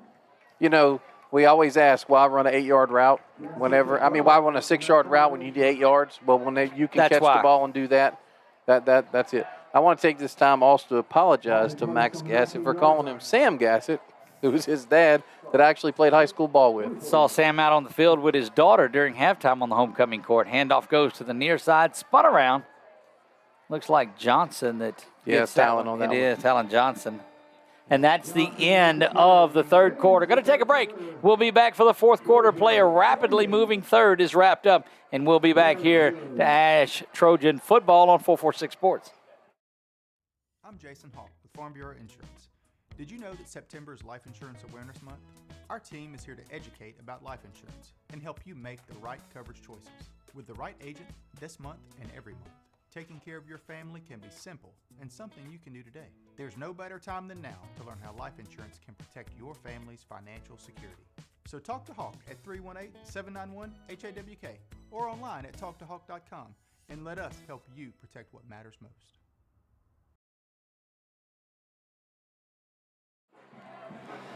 We are back to JL Butch Stoker Stadium here.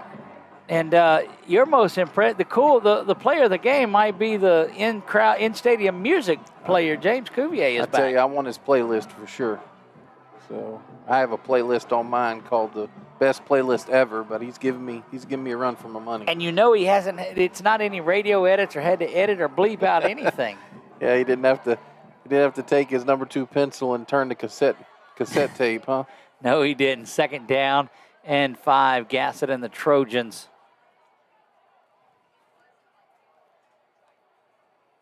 Impressive drive here for the Trojans as they look to the near side. Butler and Wilkins to the near side. Gassett back to pass. Zips this one, throws it over the top, and a beautiful pass. Ooh, They're pass going to call interference pass interference, but what a pretty pass it was. Him and Kirkland, they've got a good relationship out there. That will be enough for the first down, we believe, if it was defensive PI, and it is. And it's not an automatic, but the yardage results in a first down. Yeah, I'd like to see him try to use this wide side of the field, maybe try to hit Butler here in the corner, kind of like Feaster and EJ did earlier in the game.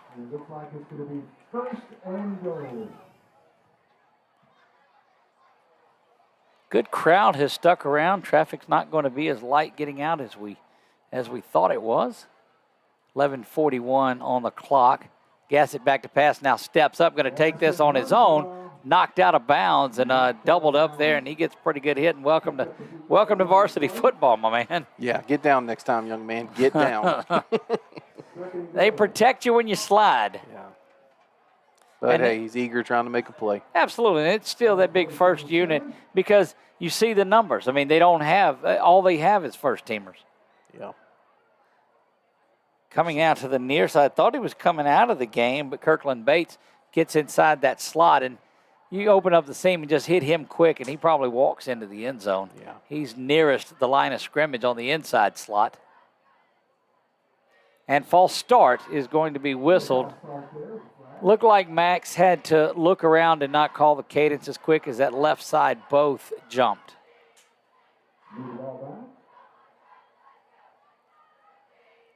You have 89, Doug, who's the far side receiver. Is that a new one? That is Jacob Ray. Okay, no, yeah, you did mention him earlier. So Max and the offense look to the near side. It is second down and 13. 10.5 remaining in this one. Snap throw over there. That is complete to the 10. 5 knocked out of bounds at the 1 yard line, and that's his favorite target by far, Kirkland Bates. Yeah. You're now, of course, the PI didn't count, so he's now what, 3 for 4, if I'm remember correctly. Pretty close to that, and 3 of those completions. No, he did hit Butler on That's one right. a little That's bit right. earlier. That's So right. 4 of 6, 4 of 7 is where he's at. Gassett now third down and goal from the 2.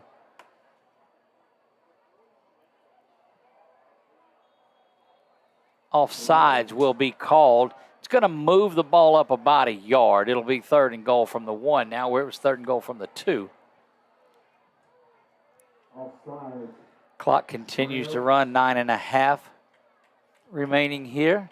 Hey, do we have an update on Tioga Gina? They should be. It was 28-6 the last I saw of it. That game had gotten into the fourth quarter. Okay, yeah, they're probably behind us because they were running clock. Low snap. Gassett picks it up, throws it to Butler, and Butler tight ropes. They're going to say he's out of bounds. Yeah. But great job by Marquise Butler trying to tap that foot in there. Yeah, his right foot came down. Tell you what, I want to say a big thank you to Jason Tarver for letting me use these binoculars. Saw that one clear. His right foot was down, so I can't blame the back judge for that one. He was right on the money with that one. 8:39 now, under 8.5 to play in this one. Fourth down and goal. That Trojan offense, of course, stays out there. Not trying to run up a score, but just trying to get this JV and freshman team some work here in this situation. Man comes in motion. Gassett back to pass. Zips that into the slant, and it is incomplete. Very good coverage by number 5 there. He had his hands in there. It was a good throw, good route, but number 5 really, he made the play on that one. That was but we don't have a number 5 for them, but that was just a great play by their corner. Turnover on downs for the Trojans, and that will put their defensive unit back out there. It all started when the Trojans were down here to start the game. They had scored on their first possession. The second one was that blocked punt into the end zone. And don't forget, we'll get all of that recording logged in. Had some internet issues for a few minutes, missed a couple of plays, but we will get that updated and uploaded tonight. Hey, Doug, we have 31. It's now the right corner. That is Khalib Stewart. Yeah, I think it's first we've called his name. 35 playing center, middle linebacker with Crenshaw. That's Cameron Layfield. Okay. The sophomore, a lot of sophomores and freshmen out there here wrapping things up. Looks like the defensive line has stayed the same from the last series. Again, a lot of big football tonight. Tioga looks like struggling there with Gina, and that Gina just solid as they come. Yeah, very good program.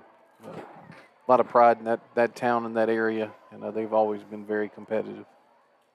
Still holding the 40-second clock from starting. 6:40 on the game clock, and they'll set it to 25. Trojans defense needing to get something going and just getting out of the end zone, and that play looked like it was doomed from the start. Yeah, 45 and 96 on the tackle there. So it's like Peyton Hobbs is coming in for was that Mason, number 95? 45 is Colby Pope. 95 is Elijah Nelson. Hobbs is coming in for Nelson. You have Mason, number 92. I see Jordan Mason out there. Yeah. And that'll get us to the 6-minute hydration timeout. We'll take it with him, and we'll be back right after this. You're watching Ash Trojan Homecoming Football on 446 Sports. Time for a red, white, and cool summer event at Southern Air Heating, Cooling, and Plumbing. It's hot out there, and we want to cool you down with some great savings on your new AC unit. Right now, you could save on a new energy-saving system. No money down, 0% interest, and no payments till June 2024. Plus a 10-year parts and labor warranty. Just need a repair? We got you covered too, with $50 off any repair backed by a 2-year parts and labor warranty. Call Southern Air Heating, Cooling, and Plumbing or visit us online. Hi, I'm Kimberly Harrell, Certified Residential Appraiser. I am currently a leading provider of appraisal services for mortgage lending, employee relocation, estate planning, and community property settlements. And we're back. 6 minutes to go in this one, and this one should last about 6 more minutes. Yeah, we have Mason, Hobbs, and Nelson across the front. Under center here. Yeah, not wanting to get caught with a bad snap, and that's Lee stays in there at quarterback. And you don't want inexperience at quarterback in there in a game like this. You're just trying to run the streak out here and finish this up. Yeah, nose guard Hobbs there on the tackle, solo tackle there on a little 1-yard gain. Again, join us Sunday, 5 p.m. internet broadcast of Coach Speak. You'll hear about that big Pineville victory. We'll talk about the Ash one. Menard, we'll have to get an update on what was going on with Menard in that one. They were trailing early when we saw it. Tioga trailing and Buckeye trailing in that one. 3rd down and 7 from the 4-yard line. Handoff goes up the middle, banging around with that interior line of the Trojan defense up to the task. Now 4th down and 4. Yeah, Nelson, Hobbs, Mason, all there on the play. I want to also say number 96, Ronnie Jones got in early. Rodney Jones got in earlier. He's a freshman. It's one that I missed earlier, but he was in, so he's getting playing time today. 4:46 remaining here, and why not? Why not? Hey, 2 of them. 4:46, and why not? That's right. We're getting all of our folks in here. We just need Chuck for a couple of dad jokes, and we'd cover it all, wouldn't we, Doug? Indeed, we would. Oh, my buddy Chuck over there with the Indians tonight. Barring some big comeback, they'll fall to 4-1 on the season. Trojans will improve to 3-2. Pineville will go to 2-3. So good job turning things around the non-district side of it for Coach Bryant Bell, Jalen Whitty, and that group. Looks like a timeout has been called. You know, you could tell, Doug, if you watch Coach Belt, if you watch his show, you can tell that he realizes they're just so close.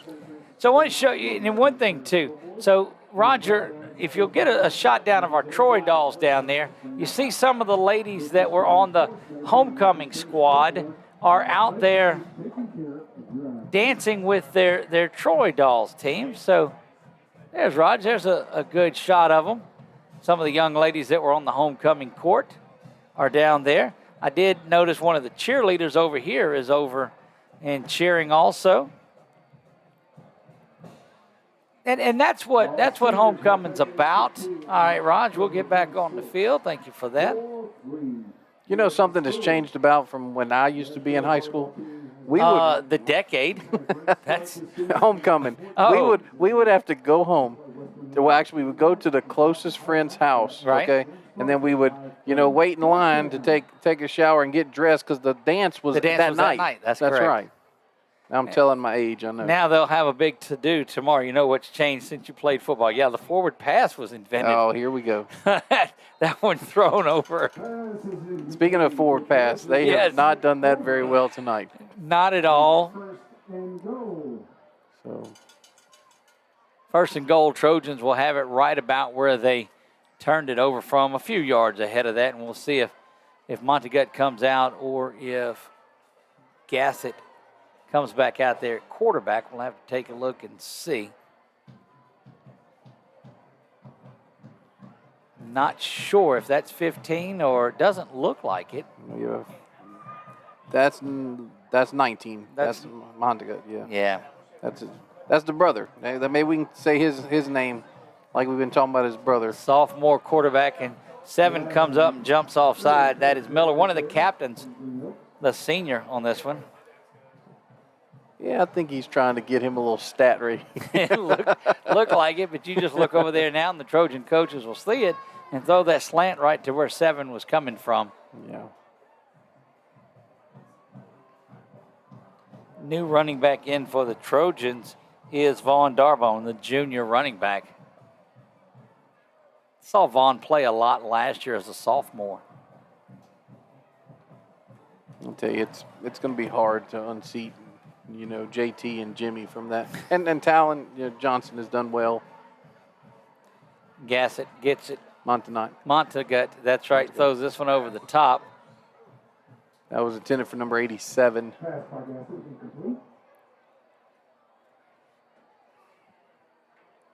Jacob Montegut now in at quarterback for the Trojans. Montegut has taken over. 2.5 remaining in this contest as the remainder of the seats starting to make their way down into the aisles. And we'll get our man Nick down there as well, and he'll be able to talk to Coach Bachman following this one and then remind him that he's going to come up here and visit with us in there. Montegut throws this one, and that's in the back of the end zone, bobbled around, touchdown. And it is caught. Number 89. Is it 88 Bates or is it 89? Looks like 89. He's going to turn around and it's 80. It's a receiver to the near side, right? Yeah, he's on the far side. It's 89. 89. So that is going to be Jacob Ray. Yeah, 89. Jacob Ray, number 89, with that reception from Montegut. And now the Trojans stay out there to go for 2 and just work on things at 54-0, and they go right back to Ray on the fade, and that one is knocked away. So the point after, no good. And minute 22 remaining in this. If they hold off long enough between the kickoff, we may go ahead and get out of here, and we'll get our man down to the field, and we'll hook all of this up and get you down there when